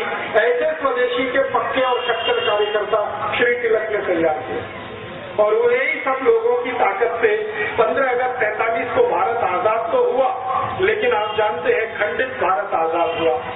मुस्लिम लीग जो बना दिया अंग्रेजों ने, वही मुस्लिम लीग भारत में ऐसा विश्व वृक्ष बन गया कि उन्होंने पाकिस्तान अलग करा ही लिया। मुस्लिम लीग ने जो पाकिस्तान अलग कराया भारत देश से, इसमें अंग्रेजों ने पूरी भूमिका निभाई और अंग्रेजों का ये था कि मुस्लिम लीग को भारत में इतना बढ़ावा दो कि ये कांग्रेस के हिंदू नेताओं से थोड़ी बड़ी संस्था हो जाए। तो मुस्लिम लीग का सारा फंड अंग्रेजों के यहाँ से आता था। आपको सुनकर आश्चर्य होगा, मोहम्मद अली जिन्ना जितना भी पैसा खर्च किया वो सब अंग्रेजों ने डोनेशन में दिया। और मोहम्मद अली जिन्ना का एक लेफ्ट हैंड और राइट हैंड मैन माना जाता था सोहरावर्दी करके, वो कलकत्ता का बड़ा नेता था। सोहरावर्दी जितना खर्चा किया वो सब अंग्रेजों ने डोनेशन में दिया। अंग्रेजों का एक अखबार निकलता था इस देश में जो अभी भी निकलता है, उसका नाम था द टाइम्स ऑफ इंडिया। ये अंग्रेजों का अखबार आज भी है। अंग्रेजी एक कंपनी है जिसका नाम है बेनेट एंड कोलमैन, ये उसकी कंपनी का अखबार है, तभी से निकलता है। तो टाइम्स ऑफ इंडिया की ये पॉलिसी थी कि मुस्लिम लीग का नेता छोटी से छोटी सभा का आयोजन करे तो उसको बड़े से बड़ा पोस्टर बनाकर, उसकी बड़ी न्यूज बनाकर टाइम्स ऑफ इंडिया के फ्रंट पेज पर देना। कई बार ऐसी हंसी आती है, मोहम्मद अली जिन्ना को जुकाम हो गया, खांसी हो गई, तो टाइम्स ऑफ इंडिया की फ्रंट पेज की न्यूज होती थी कि मोहम्मद अली जिन्ना कल से बीमार है, वो घर से बाहर नहीं निकला, उसको फ्रंट पेज पे कवरेज होता है। और आपको मैं एक आश्चर्य करने वाली बात बताता हूँ कि मोहम्मद अली जिन्ना मुस्लिम लीग का नेता था, मुसलमानों का नेता वो कभी नहीं बन पाया। मुस्लिम लीग एक संगठन था, उसका नेता था, मुसलमानों ने उसे अपना नेता कभी नहीं माना। आप जानते हैं कारण क्या था? कारण सबसे बड़ा ये था कि मोहम्मद अली जिन्ना रोज हंडी मांस खाता। हंडी मांस समझते हैं, पोर्क, और मुसलमान उसको अपना नेता मान नहीं सकते जो हंडी मांस खाता। दूसरी समस्या थी कि मोहम्मद अली जिन्ना रोज शराब पीता था, मुसलमानों में शराब वर्जित है, हंडी मांस वर्जित है, शराब वर्जित है। और तीसरा, मोहम्मद अली जिन्ना का जो मुख्य धंधा था वो ब्याज पर पैसे उठाने का धंधा था उसका। मुस्लिम धर्म में इसको भी स्वीकार्य नहीं है, इसलिए मुसलमान उसको अपने नेता कभी नहीं मानते। आपको सुनकर आश्चर्य होगा, एक बार ये जिन्ना लाहौर में मुसलमानों की एक सभा में चला गया तो मुसलमानों ने मंच पर चढ़कर इसका मुंह काला कर दिया और एक गधे पर बिठाकर उसका सर्कस निकाला पूरे लाहौर में। उसके बाद हिम्मत नहीं पड़ी लाहौर जाने की, अखबारों में खूब छपा और जिन्ना को पूछा गया कि आपके मुसलमान ही आपको नेता नहीं मानते तो आप हैं किसके नेता? तो धीरे से उसने उन्होंने कहा कि मैं तो अंग्रेजों का नेता हूं, अंग्रेजों का बनाया हुआ नेता। अब आप जरा सोच सकते हैं, जिसको मुसलमानों ने नेता नहीं माना, उस व्यक्ति की ताकत इतनी कैसे हो गई कि उसने पाकिस्तान बना दिया इस देश में। कभी तो मन में ये विचार आएगा आपके। बहुत दिन में ये सोचता रहा कि जो मुसलमानों का नेता कभी हुआ नहीं, 10 लोगों ने जिंदगी में कभी उसका भाषण सुना नहीं, वो इतना ताकतवर कैसे हुआ कि उसने भारत से एक अलग हिस्सा पाकिस्तान बना दिया। बात ये है और सच्चाई है जो मैं आपको बोलकर जाना चाहता हूं, और ये सच्चाई सुनते समय किसी के दिल को दुखावा हो तो मैं क्षमा मांगता हूं कि ये जो पाकिस्तान बना उसमें मोहम्मद अली जिन्ना की भूमिका इतनी बड़ी नहीं थी, उससे ज्यादा बड़ी भूमिका लेडी माउंटबेटन की थी। एडविना माउंटबेटन का नाम आप जानते हैं, नहीं जानते तो जान लीजिए। वो भारत का अंतिम अंग्रेज अधिकारी जिसका नाम था लुईस माउंटबेटन, उसकी पत्नी थी एडविना माउंटबेटन। ये पाकिस्तान बनाने का सबसे बड़ा कारण वो एडविना थी। आप जानते हैं वो क्या खेल खेला उसने। एडविना माउंटबेटन लंदन के हैरिस कॉलेज में पढ़ती थी, जिसमें ये जिन पढ़ा करता, और उसी कॉलेज में भारत के पहले प्रधानमंत्री पंडित जवाहरलाल नेहरू भी पढ़ते। हैरिस कॉलेज में 3 लोग पढ़ते थे साथ में एक ही क्लास में ध्यान देना, जिन्ना मोहम्मद अली, पंडित जवाहरलाल नेहरू और एडविना। उस समय वो माउंटबेटन नहीं थे, शादी उसकी बाद में हुई। तो एडविना, जिन्ना और नेहरू एक ही क्लास में पढ़ते थे, और रिकॉर्ड्स और दस्तावेज बताते हैं कि एडविना से दोनों लगे हुए थे। ये डॉक्यूमेंट्स बताते हैं। और एडविना इतनी चालाक महिला थी कि दोनों को हैंडल करती थी, इतनी चालाक। एक को सवेरे मॉर्निंग में, दूसरे को शाम में, दोनों को हैंडल करती। और जिन्ना और नेहरू का सबसे बड़ा जो झगड़ा होता था वो एडविना को लेकर। ये झगड़ा वहां से शुरू हुआ, हैरिस कॉलेज से। नेहरू जी पढ़ाई करके वापस आ गए, जिन्ना भी पढ़ाई करके वापस आ गया। दोनों ने यहाँ इस देश में वकालत करने की कोशिश की, लेकिन चली नहीं। न नेहरू जी की वकालत चली, न जिन्ना की वकालत चली। दोनों बैरिस्टर थे, उनको जिंदगी में कभी कोई केस ही नहीं मिला लड़ने के। कारण समझते हैं? कारण बिल्कुल स्पष्ट है कि केस उसको मिलता है जिसके जीतने की संभावना होती है।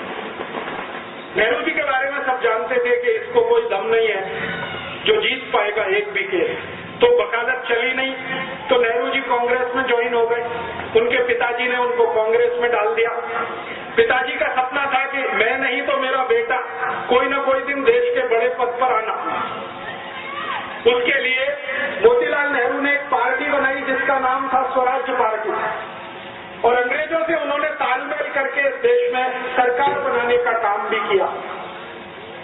और उनका ये कैलकुलेशन था मोतीलाल जी का कि एक न एक दिन अंग्रेज भारत से जाएंगे, मेरी स्वराज पार्टी और अंग्रेजों के बीच कोई समझौता हो जाए तो सत्ता का हस्तांतरण स्वराज्य पार्टी को होगा और नेहरू देश का प्रधानमंत्री बने।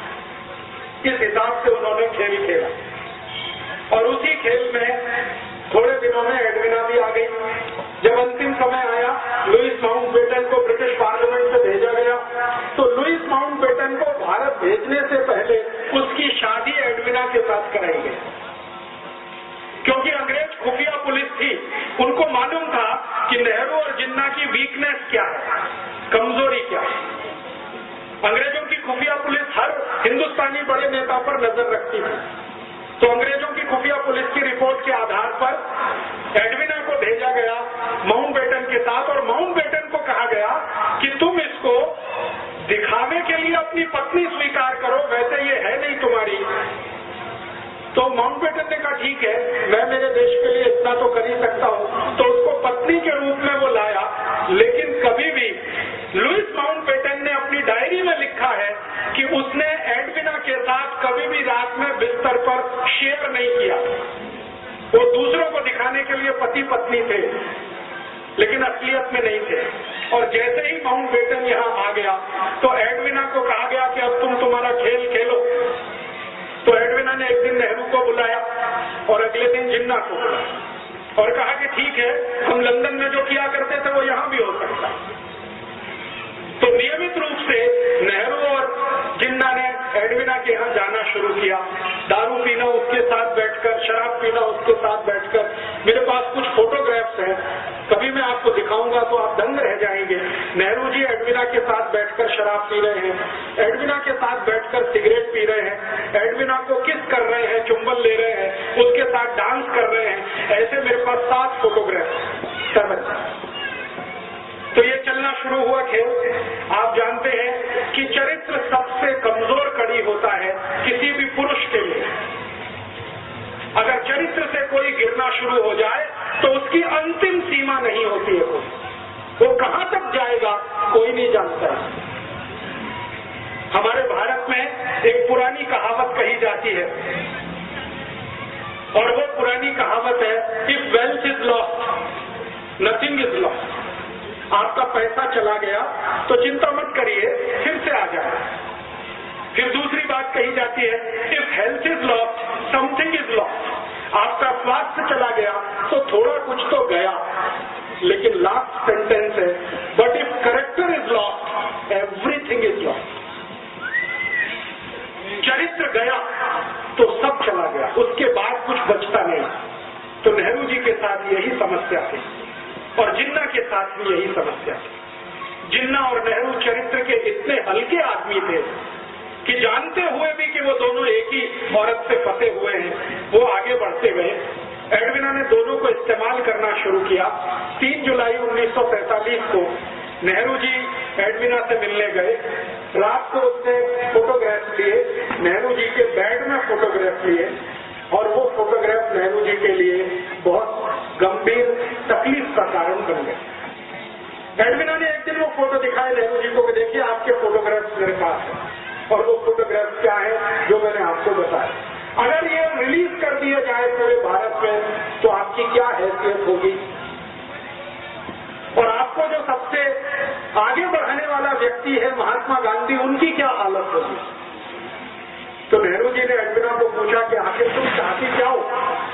तो उसने कहा कि एक पेपर है, उस पर आप साइन कर दीजिए। तो नेहरू जी ने कहा वो पेपर क्या है। तो उनका पेपर है कि भारत का बंटवारा करना है, हिंदू और मुसलमान के आधार पर करना, आप इसको साइन कर दीजिए। तो नेहरू जी ने कहा कि मेरी कांग्रेस वर्किंग कमेटी से पूछ लेता हूं। तो एडविना ने कहा इतना वक्त नहीं है मेरे पास, आप साइन करते हैं या कल ये फोटोग्राफ टाइम्स ऑफ इंडिया में छपते। नेहरू जी सरेंडर हो गए। रात को 3 बजे 3 जुलाई 1947 रात को 3 बजे उन्होंने भारत पाकिस्तान बंटवारे के पेपर्स पर साइन किया। अगले दिन सवेरे उसने जिन्ना को बुलाया एडविना ने, और जिन्ना के साथ उसने यही खेल खेला। उन्होंने कहा मिस्टर जिन्ना आपके कुछ फोटोग्राफ्स मेरे पास हैं, आप चाहें तो मैं उन्हें टाइम्स ऑफ इंडिया में रिलीज करती हूँ। तो जिन्ना बौखला गया। जिन्ना को मालूम नहीं था कि वो बहुत शातिर महिला है। हमारे भारत में इतिहास में आपने सुना विष कन्याएं होती थी, विष कन्याएं। एडविना वही थी, विष कन्या। तो जिन्ना परेशान, अपने फोटो देख के परेशान, क्योंकि जिन्ना का फोटो तो नेहरू जी से भी ज्यादा आपत्तिजनक अवस्था में था। अभी वो मैं खोलकर नहीं कहना चाहता क्योंकि कैमरे पर रिकॉर्डिंग हो रही। तो जिन्ना तो और भी परेशान। तो उसने कहा नहीं नहीं ये फोटोग्राफ रिलीज मत करिए। तो उन्होंने कहा ठीक है आप फिर पेपर साइन कर दीजिए। तो जिन्ना ने कहा कि मैं तो मुसलमानों का नेता ही नहीं हूँ। तो उन्होंने कहा हम बनाएंगे ना, आपको चिंता मत करिए, हम बनाएंगे आपको मुसलमानों का, आप पेपर साइन करिए। तो 4 जुलाई को शाम को करीब 2:30-3 बजे जिन्ना से हस्ताक्षर लिए, 3 जुलाई को सवेरे 3 बजे नेहरू जी से हस्ताक्षर लिए और वो अगले दिन अखबार में आ गया कि भारत और पाकिस्तान 2 अलग देश बनेंगे। पाकिस्तान मुसलमानों को मिलेगा, भारत हिंदुओं को मिलेगा और इस तरह से देश का बंटवारा हो गया।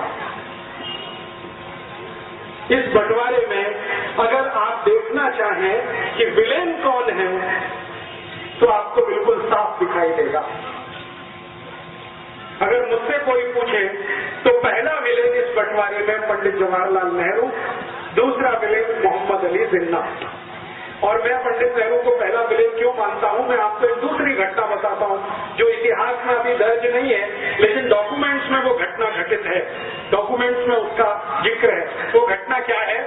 घटना ये है कि भारत पाकिस्तान बंटवारा हो गया जिन्ना के हस्ताक्षर और नेहरू के हस्ताक्षर से। थोड़े दिन के बाद गांधी जी को ये पता चला, गांधी जी को पता चला तो गांधी जी ने अपना सिर पीटा। आप में से कोई शायद ये बात नहीं जानता है, गांधी जी को एक आदत थी और वो आदत ये थी कि वो अपने पर जब गुस्सा करते थे तो अपना सिर पीटते थे, ऐसे करके बहुत तेज मारते, घूंसों से मारते थे, अपने को मारते थे। जिस दिन गांधी जी को पता चला कि नेहरू ने बंटवारे के पेपर्स पर हस्ताक्षर किए, उस दिन उन्होंने अपने को पीटा और उन्होंने कहा कि अब मैं जिंदा नहीं रहना चाहता, क्योंकि मैंने जिसको आगे बढ़ाया वो इतना कमजोर निकलेगा ये मुझे नहीं मालूम। परिणाम क्या हुआ? गांधी जी ने जिन्ना को बुलाया और कहा कि भाई तुम ये बंटवारा क्यों कर रहे थे? तो जिन्ना ने कहा बापू मैंने हस्ताक्षर कर दिए हैं, लेकिन आप मुझे एक वचन दो तो मैं मेरा एक एफिडेविट लगाने को तैयार हूं और एडविना ने मेरे साथ जो ब्लैकमेलिंग किया है वो सबको बताने को तैयार है। गांधी जी ने पूछा क्या? उन्होंने कहा कि मुझे भारत का प्रधानमंत्री बनवा दो। गांधी जी ने कहा बस इतनी ही मांग है तुम्हारी?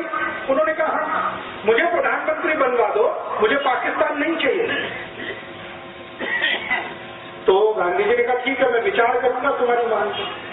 अगले दिन नेहरू को बुलाया और नेहरू से कहा कि देखो जिन्ना तैयार है, वो एफिडेविट देना चाहता है, एडविना ने कुछ ब्लैकमेलिंग किया है, वो पूरे देश को बताना चाहता है, उसकी एक ही शर्त है कि भारत का प्रधानमंत्री उसे होना।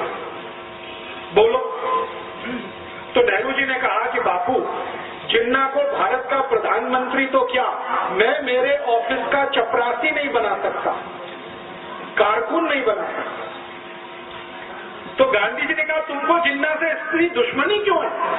तुम दोनों साथ साथ पढ़े लंदन में हैरिस कॉलेज में, तुमको स्कॉलरशिप मिली, जिन्ना को स्कॉलरशिप मिली, साथ में जिस स्कूल में तुम पढ़े साथ में रहे 15 साल और तुम में दोस्ती इतनी ज्यादा थी, अब ये दुश्मनी इतनी क्यों?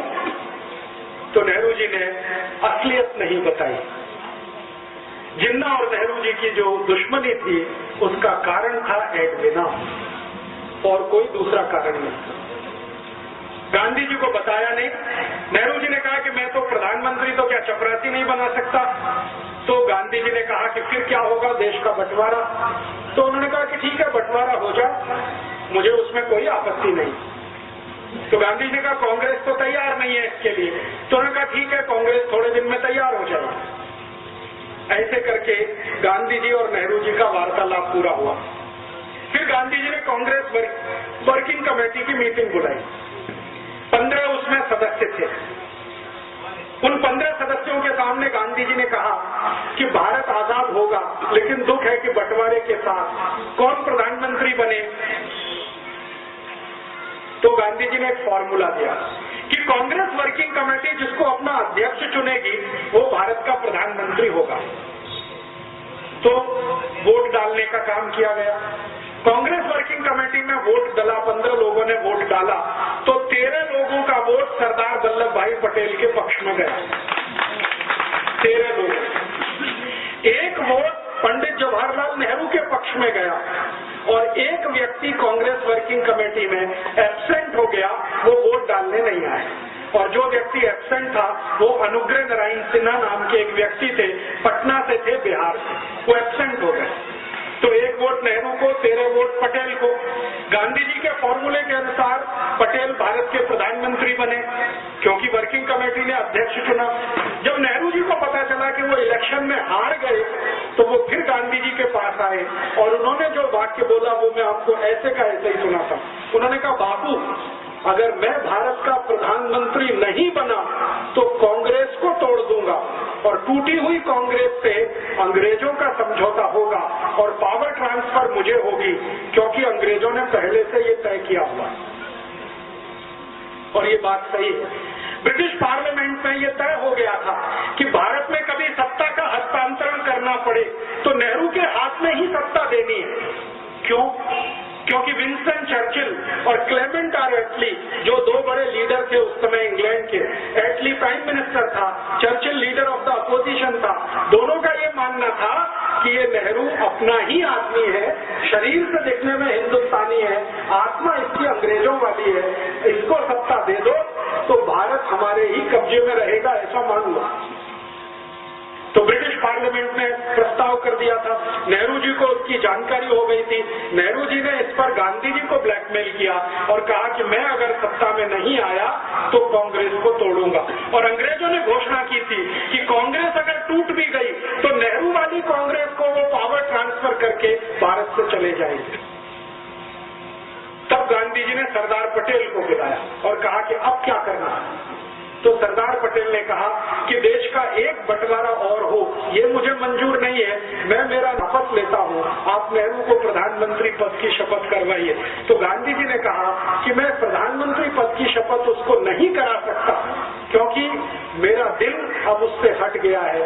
ये जरूर है कि तुम मंत्रिमंडल में आ जाओ, डिप्टी प्राइम मिनिस्टर की पोस्ट पे रहो ताकि नेहरू के ऊपर कंट्रोल रहे, और मैं तो जाऊंगा नहीं ऐसे किसी समारोह में जहां नेहरू को प्रधानमंत्री पद की शपथ दिलाई जाएगी। और आप जानते हैं कि 15 अगस्त 47 को जब शपथ ग्रहण समारोह हुआ, गांधी जी उसमें नहीं गए। गांधी जी नहीं गए। गांधी जी उस समय बंगाल के एक गांव में थे, नोआखाली में। ये गांव अभी बांग्लादेश में चला गया। तो नोआखाली के गांव में गांधी जी थे। करीब करीब दिल्ली से ये 1700 किलोमीटर दूर है नोआखाली। गांधी जी दिल्ली में नहीं थे। ट्रांसफर ऑफ पावर हुआ है। गांधी जी ये कहा करते थे, स्वतंत्रता नहीं आई है, आजादी नहीं आई है, सत्ता का हस्तांतरण हुआ है बस। और जो गांधी जी बोलकर नहीं गए और वो उनके कहने में समझ में आता है, वो मैं कह देता हूँ।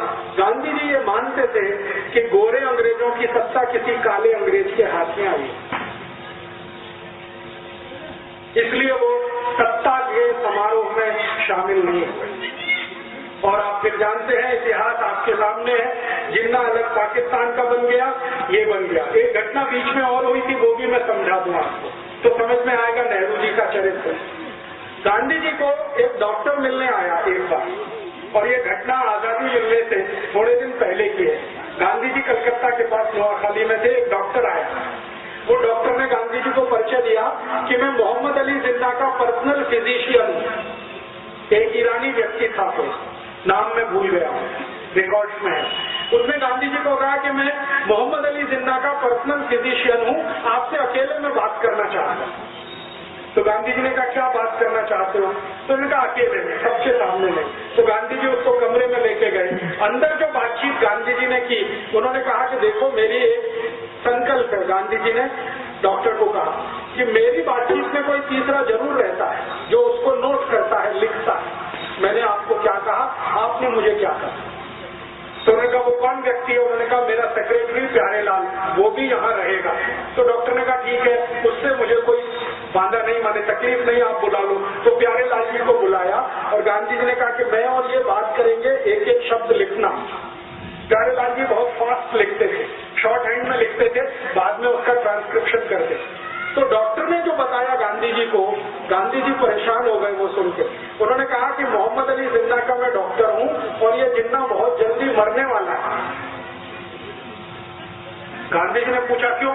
तो उन्होंने कहा इसको बोन टीबी है, इसकी रीढ़ की हड्डी पूरी गल चुकी है, इसका नर्वस सिस्टम ज्यादा दिन काम नहीं करेगा। तो गांधी जी ने कहा कितने दिन जिंदा रहेगा? तो डॉक्टर ने कहा हो सकता है 2-3 महीने भी जिंदा ना रहे। तो डॉक्टर को पूछा गांधी जी ने आप क्या चाहते हैं? तो उन्होंने कहा मेरी इच्छा है कि आप किसी तरह नेहरू को समझा दो, 2-3 महीने ये जिंदा रहेगा, इसको भारत का प्रधानमंत्री बना दो, देश का बंटवारा तो नहीं होगा। तो गांधी जी ने कहा कि तुम्हारी यह बात में अगर सच्चाई है तो मैं जरूर प्रयास करूंगा। फिर उन्होंने नेहरू को बुलाया और कहा देखो नेहरू, ये मरने वाला है जिन्ना, ज्यादा दिन जिंदा नहीं रहेगा, इसको बोन टीबी हो गई है, इसका डॉक्टर कहता है कि 2-3 महीने से ज्यादा जिंदा नहीं रहेगा, तुम क्यों अड़े हुए हो? इसको प्रधानमंत्री बन जाने दो, 2-3 महीने के बाद तुम बन जाना, देश तो एक रहेगा। तब नेहरू ने फिर वही बड़ी बात है कि मैं जिन्ना को मेरे ऑफिस का चपरासी नहीं बना सकता, प्रधानमंत्री कैसे बनने दूं? तो नेहरू की जिद और जिन्ना का ब्लैकमेलिंग, ये दोनों मिलकर भारत का बंटवारा कर गए और इसमें भारत टूटा। भारत और पाकिस्तान दो अलग देश बने, किसी सिद्धांत के आधार पर नहीं, कोई विचार के आधार पर नहीं, सिर्फ प्रधानमंत्री पद की कुर्सी के कारण। और मैं अभी सब लोगों को ये बोलता हूं कि नेहरू जी तो स्वर्गवासी हो गए 1964 में, लेकिन उनकी आत्मा अब भारत के उन सब नेताओं में प्रवेश कर चुकी है जो कुर्सी के लिए कुछ भी करने को तैयार। तो मर गए 27 मई 1964 को। और आप में से शायद कोई जानता है या नहीं, नेहरू जी की मृत्यु बहुत ही दुखद थी। उनको सबसे खराब वो बीमारी हुई थी जिसको सेक्सुअल ट्रांसमिटेड डिसीज कहा जाता है, STD, आज का एड्स कह सकते हैं। STD उनको था और उनकी मृत्यु के समय जिस डॉक्टर ने उनको एग्जामिन किया था वो बताता है कि नेहरू जी का शरीर सड़ गया, कीड़े पड़ गए थे। बहुत दुखद मृत्यु थी।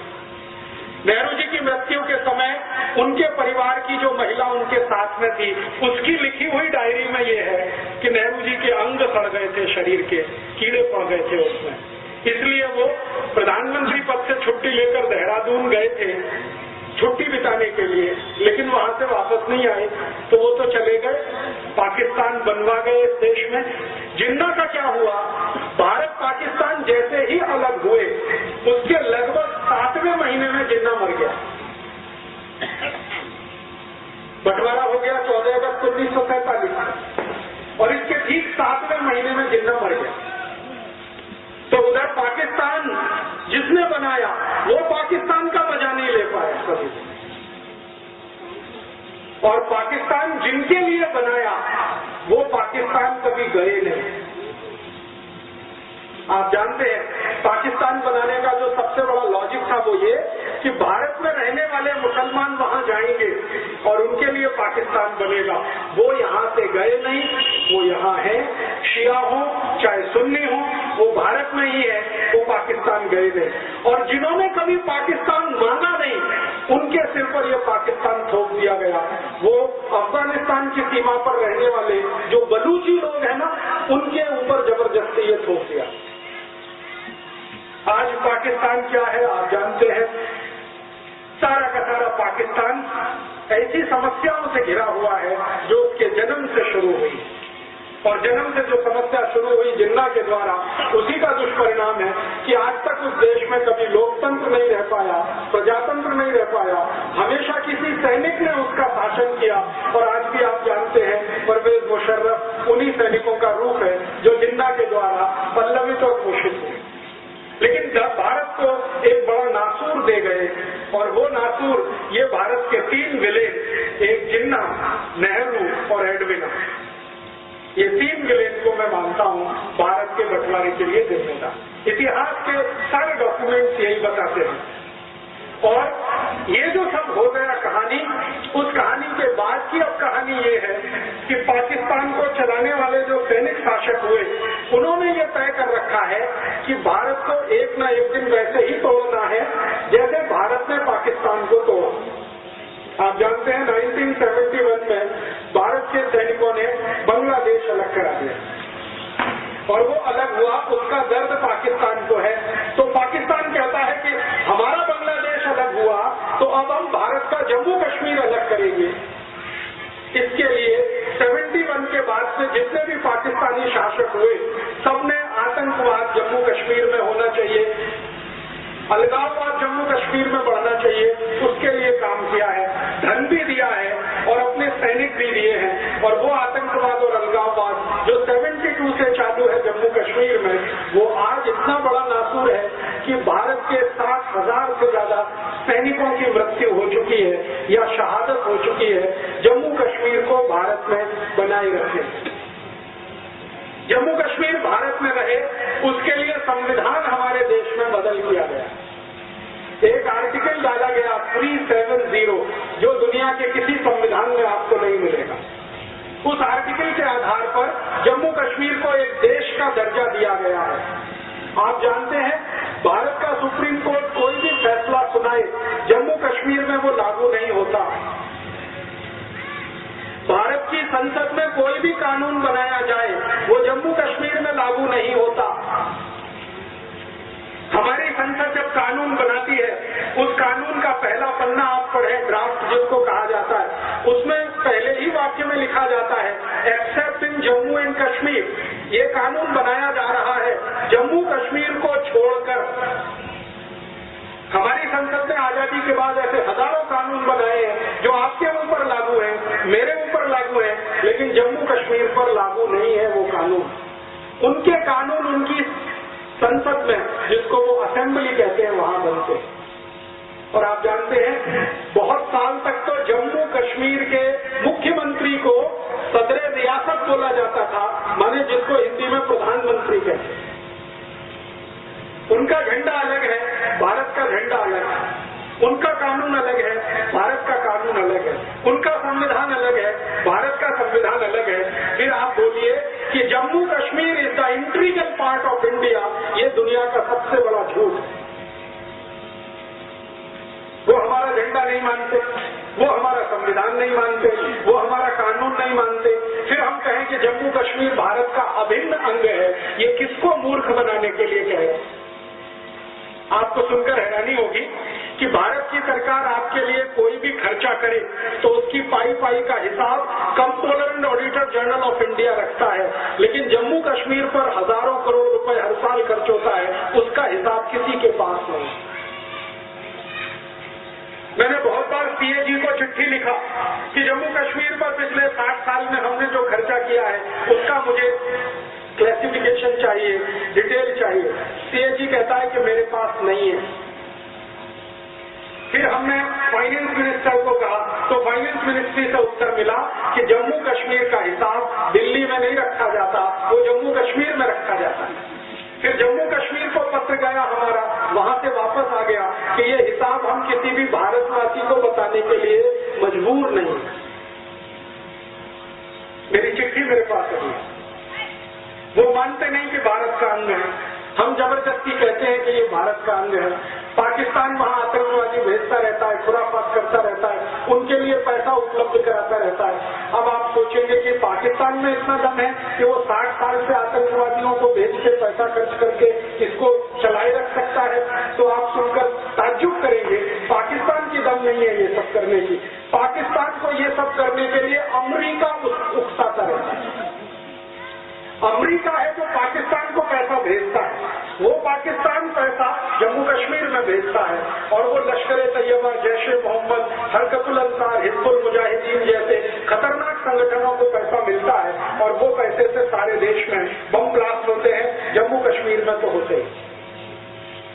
आपको सुनकर हैरानी होगी, जम्मू कश्मीर में जितने आतंकवादी संगठन हैं उसमें काम करने वाला एक भी आतंकवादी जम्मू कश्मीर का नहीं है, वो सब विदेश से आए हुए हैं।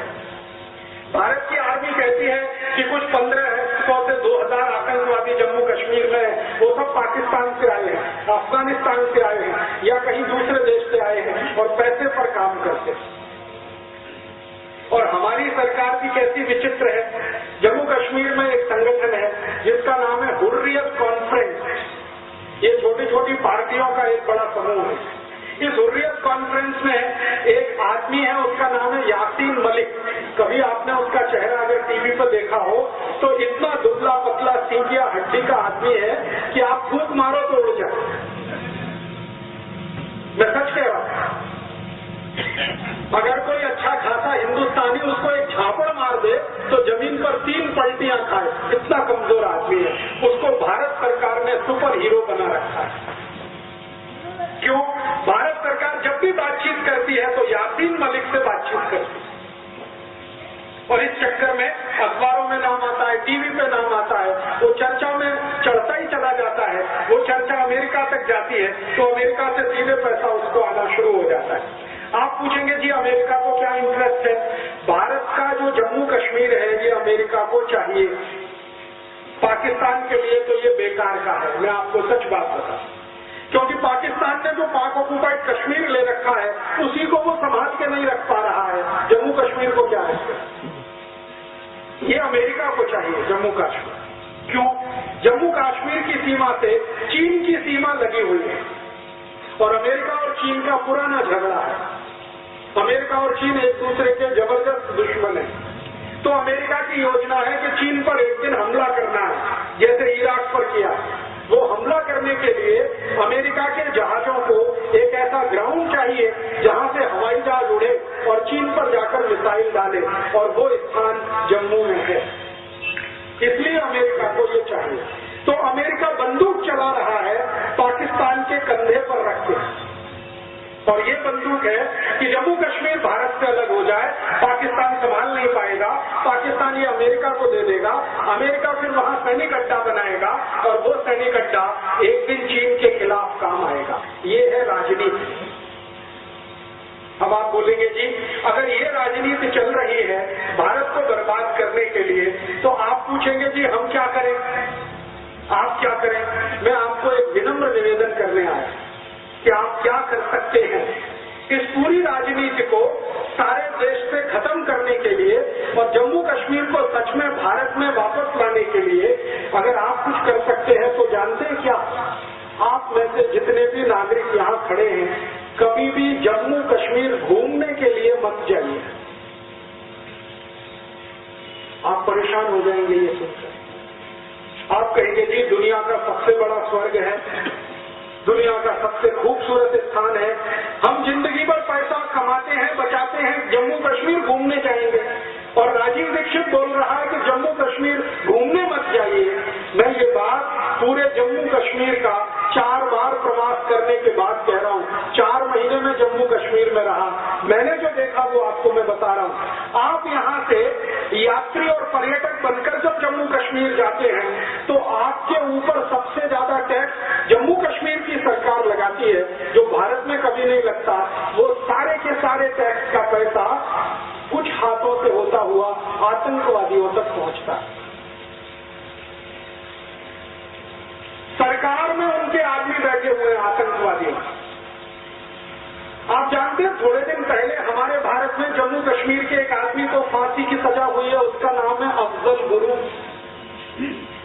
ये कश्मीर का है और इसने भारत की संसद पर हमला करने का पूरा प्लान बनाया था। सुप्रीम कोर्ट ने उसको फांसी की सजा दे दी है, लेकिन उसको फांसी अभी तक नहीं हो रही है। कारण समझते हैं? उस अफजल गुरु को बचाने वाले सरकार में बहुत बड़े बड़े लोग बैठे हैं।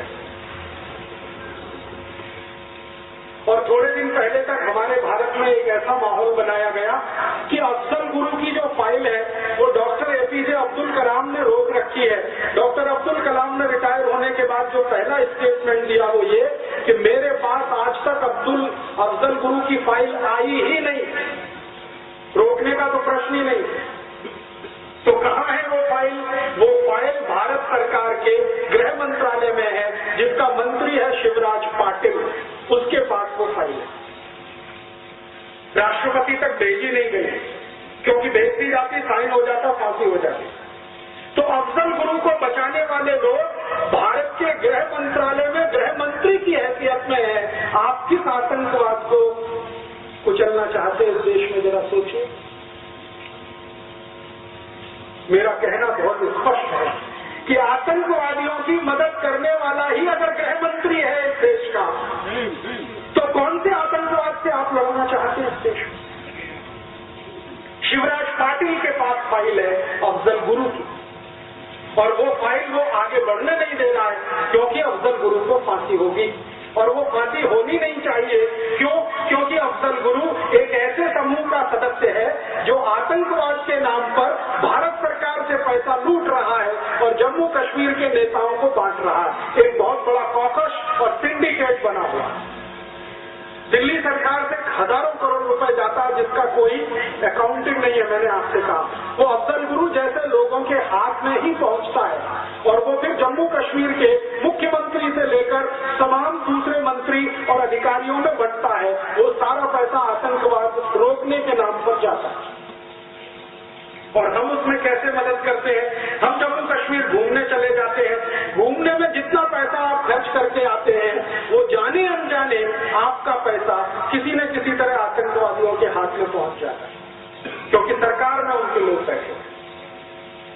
मैंने एक दिन सोचा कि आर्मी जब युद्ध लड़ती है तो उसका पहला टारगेट होता है कि दुश्मन की सप्लाई लाइन काटो, तब युद्ध जीतते। तो मेरे मन में आया कि जम्मू कश्मीर को जो सप्लाई लाइन है, एक तो सरकार की है और दूसरे आप जैसे लोगों की है, जो हर साल जून मई के महीने में घूमने के नाम पर वहां जाते हैं, हजारों करोड़ खर्च करके आते हैं, वो पैसा उनको मिलता है और वो पैसे से उनका आतंकवाद पलता है। मेरा ऐसा मानना है कि भारतीय नागरिक जम्मू कश्मीर का प्रवास करना अगर बंद कर दें, 1-2 साल के लिए ही बंद कर दें, तो समाज में जो पैसा वहां पहुंच रहा है वो बंद हो जाएगा। जम्मू कश्मीर झक मार के हिंदुस्तान में वापस आ जाए, क्योंकि उनकी दम नहीं है। आप पैसा देना बंद कर दीजिए और ये तभी संभव है जब आप जम्मू कश्मीर में घूमने के लिए जाना बंद कर दें। हर साल लाखों करोड़ों हिंदुस्तानी वहां जा रहे हैं और वहां एक बड़ा मंदिर है वैष्णो देवी का, वहां मत्था टेक कर आ रहे हैं। करोड़ों रुपया उस मंदिर को दान में जा रहा है और वो वैष्णो देवी जी का श्राइन बोर्ड है, वो पता नहीं कहां पैसा खर्च कर रहा है, आपको कुछ मालूम नहीं। मेरी आपको विनती है, माता जी की पूजा करनी है, दुर्गा माता की तो हुबली में भी है, वैष्णो देवी में ही क्या है, हुबली में भी पूजा हो सकती है। और भारत में तो कण कण में भगवान है, तो जम्मू जाके कटरा जाके वहीं पूजा करना, हमारे यहाँ तो कण कण में भगवान है। तो जिस दिन भारत के 110 कोटि नागरिक एक साथ ये ऐलान कर दें कि हम जम्मू कश्मीर तब तक नहीं जाएंगे जब तक कि आतंकवाद खत्म नहीं होता, मैं आपको गारंटी देता हूं 1-2 साल ज्यादा नहीं, आतंकवाद खत्म हो जाएगा। ये तो मेरी आपको विनती है। और दूसरी एक विनती है, अभी जानते हैं जम्मू कश्मीर में एक नया खेल शुरू हुआ है।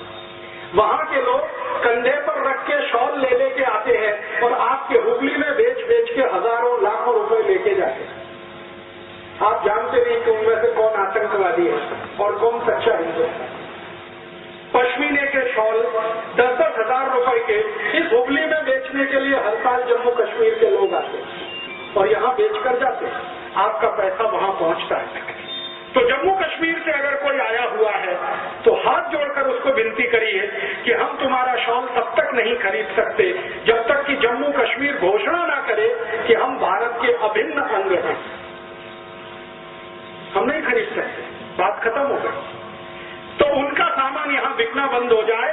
आप लोग जो करोड़ों की संख्या में हर साल जम्मू और कश्मीर जा रहे हैं, वहां जाना बंद कर दीजिए, आतंकवाद की समस्या हल हो जाएगी। क्योंकि आतंकवाद की समस्या पंजाब में जो हल हुई वो इसी तरह से है।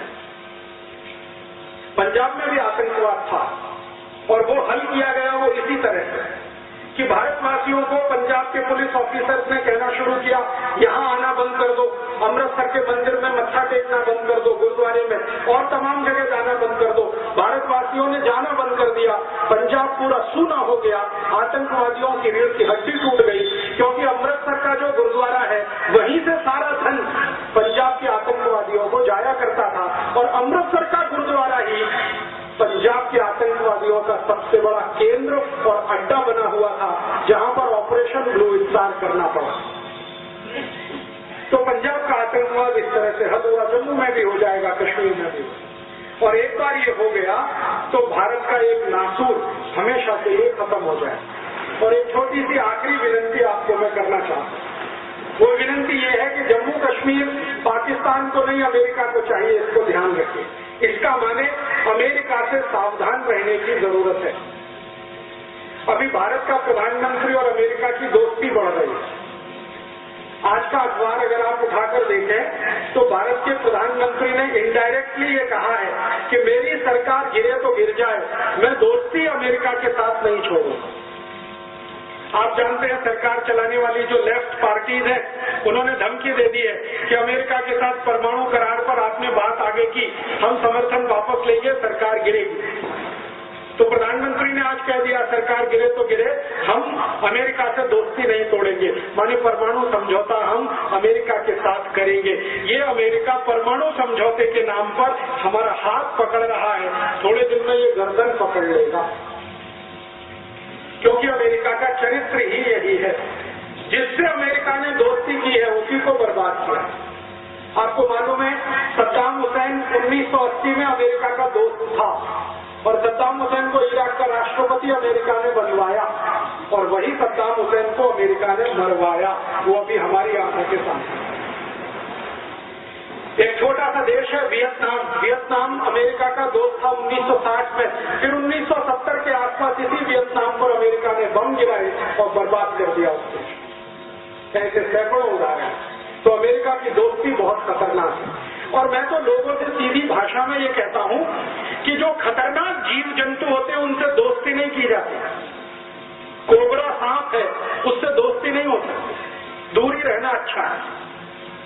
कोबरा सांप से भी ज्यादा खतरनाक रसल, स्वाइपर और करेत होता है, उससे दोस्ती नहीं होती है, पता नहीं कब पलटवार कर दे और आप खत्म हो जाए। इसलिए खतरनाक जीव जंतुओं से दूर रहना ही अच्छा होता है, उनसे दोस्ती अच्छी नहीं है। अमेरिका से भी दोस्ती भारत के लिए अच्छी नहीं। तो आप बोलेंगे इसके लिए हम क्या कर सकते हैं?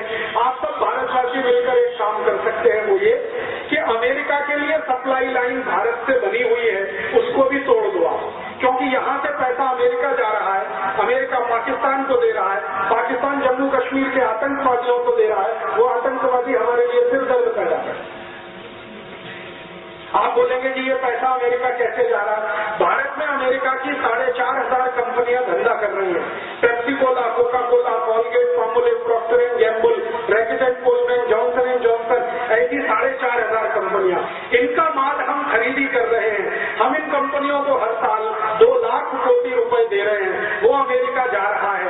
अमेरिका वो पैसा पाकिस्तान को, पाकिस्तान वो पैसा आतंकवादियों को, और आतंकवादी उस पैसे से हमारा सिरदर्द। तो ये पैसा अमेरिका जाना बंद कर दीजिए। क्या करना है इसके लिए? इसके लिए वही करना है जो लोकमान्य तिलक का सूत्र था। 1905 में लोकमान्य तिलक ने कहा कि स्वराज्य चाहिए तो अंग्रेजी माल बहिष्कार करो। मैं 2007 में आपको कहने आया कि स्वराज्य को सुरक्षित रखना है तो अमरीकी माल का बहिष्कार। आप बोलेंगे जी अमरीकी माल कौन सा? पेप्सी कोला, कोका कोला, ये अमेरिका का है। कॉलगेट, क्लोजअप, पेप्सोडेंट, सिबाका, फॉरहेंस, ये अमेरिका का है।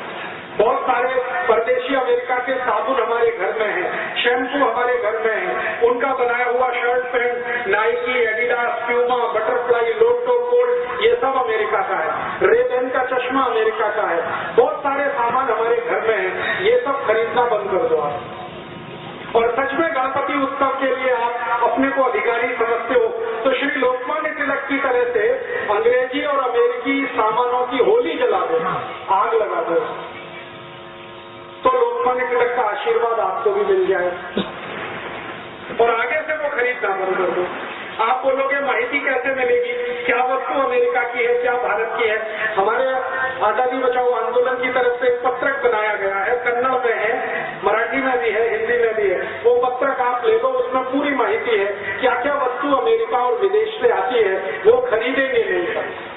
पेप्सी कोला, कोका कोला पिएंगे नहीं, क्योंकि ये पानी जो आप पीते हो इसका 10,000 कोटी अमेरिका जाता है। अमेरिका पाकिस्तान को देता, पाकिस्तान आतंकवादियों को, वो आपके देश पे बम गिराते। तो पेप्सी को बंद कर दो पीना।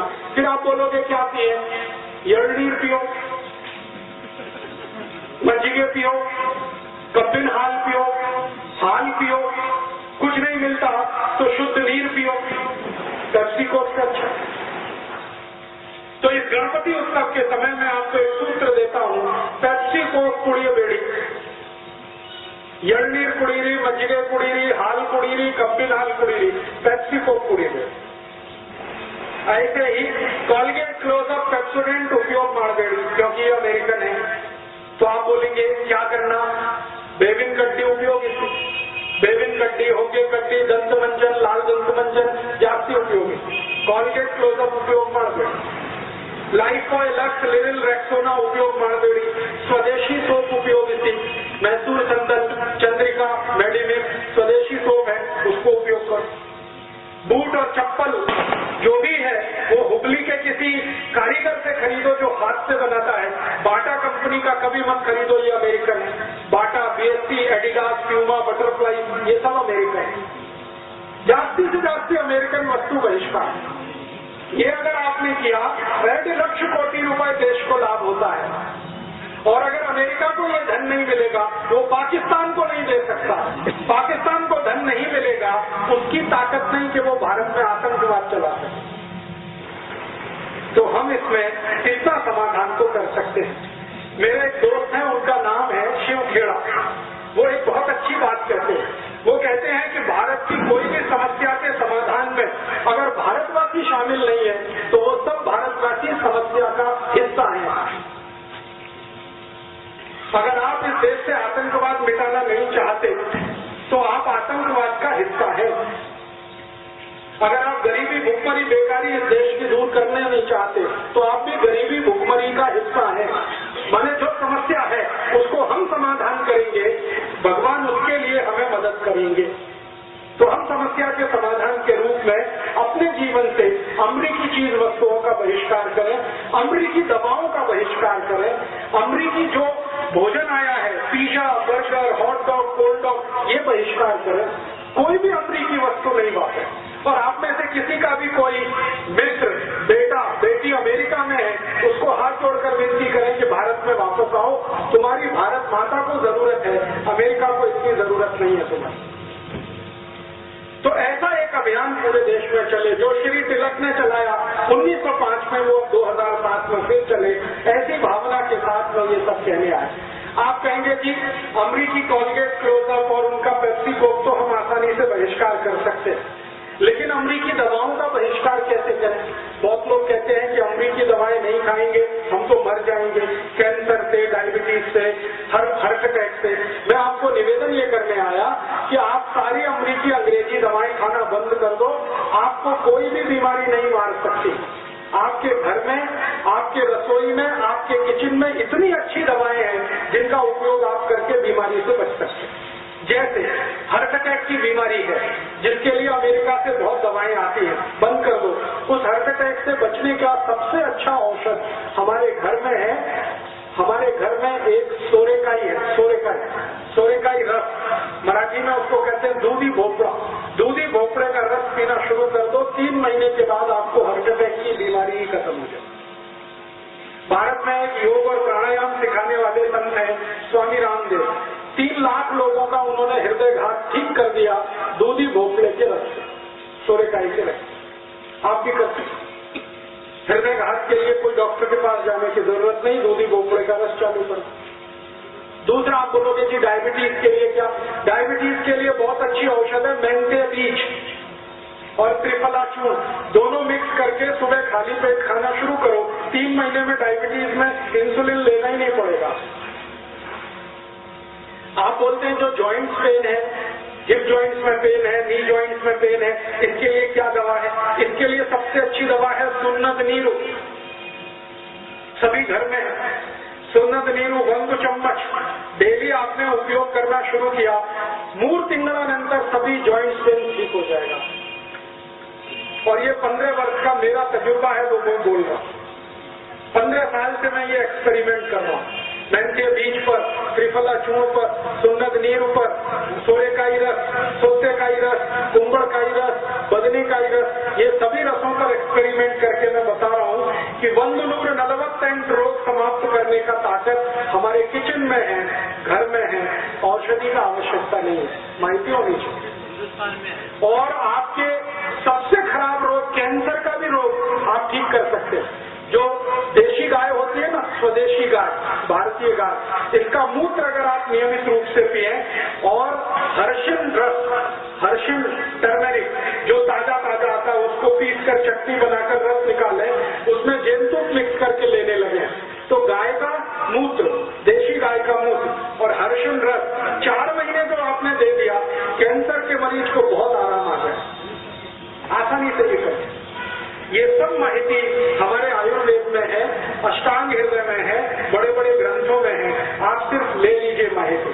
अब बहुत लोग कहते हैं राजीव भाई आपने तो सब पढ़ा है, हमको तो माहिती नहीं है। मैंने ये सब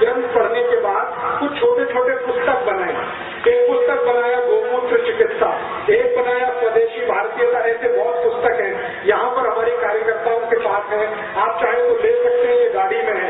इन पुस्तकों में 148 रोग समाप्त करने का माहिती है। गाय के मूत्र से, मेंथ्य बीज से, बदरीकाई रस, कुंभड़काई रस, सोतेकाई रस, और जो मैं आपको दूसरी माहिती दे रहा था श्री तिलक के बारे में, स्वदेशी आंदोलन के बारे में, उसकी भी पुस्तक है, स्वदेशी मत्तु भारतीय से, कन्नड़ में है, आप ले लीजिए। पुस्तक को मेरा कॉपीराइट नहीं है, सबको कॉपी करने का राइट है। आपको अच्छी लगे आपके नाम से प्रकाशित करिए, हंडी हंडी नगर नगर प्रचार करिए, देश का काम होगा। मैं ये देश के लिए कर रहा हूँ, आपको ये विनती करने आए। और ये जो व्याख्यान मैंने दिया, उपन्यास दिया, बार बार अगर सुनना चाहे तो इसका कैसेट है, सीडी है, वो भी ले सकते हैं, कॉपी कर करके दूसरों को दे सकते हैं। मैं चाहता हूँ कि जो माहिती मैंने आप तक दी, वो माहिती ज्यादा से ज्यादा लोगों तक पहुँचे और देश की समस्याओं का असली जन्म कहाँ से हुआ और कैसे हम इनका निदान करें, वो सबके समझ में आए। तो शायद ये गणपति उत्सव मनाना हमारा सार्थक हो जाए। गणपति उत्सव की सबसे बड़ी सार्थकता है कि जैसे आजादी और स्वराज्य लाने के लिए गणपति उत्सव उपयोग में लाया गया, वैसे ही स्वराज्य बचाने के लिए ये गणपति उत्सव का उपयोग हो। यही भावना से मैं यहाँ आया, आपने बड़े ध्यान से सुना, मैं आभारी हूँ। और खड़े रहकर मेरा वक्तव्य लगभग 2-2.5 घंटे आपने सुना, इसके लिए और भी आभारी हूँ। आप यहाँ से जाएं तो संकल्प लेकर जाएं कि अपने जीवन में भारत की समस्याओं का समाधान करने का जो प्रयास करेंगे, समस्याओं का अंग नहीं बनेंगे। कम से कम पेप्सी, कोका कोला जैसी अमेरिकन वस्तुओं का बहिष्कार करेंगे, कॉलगेट क्लोजअप का बहिष्कार करेंगे, और अमरीकी वस्तुएं जो हमारे पैम्पलेट में है, आप ये पैम्पलेट ले जाइए, इनको ध्यान में रखकर ही अपने घर की वस्तुएं लाएंगे तो श्री तिलक की आत्मा को सच्ची श्रद्धांजलि हम दे सकेंगे। ऐसा बोलते हुए आप सभी को आभार, बहुत धन्यवाद।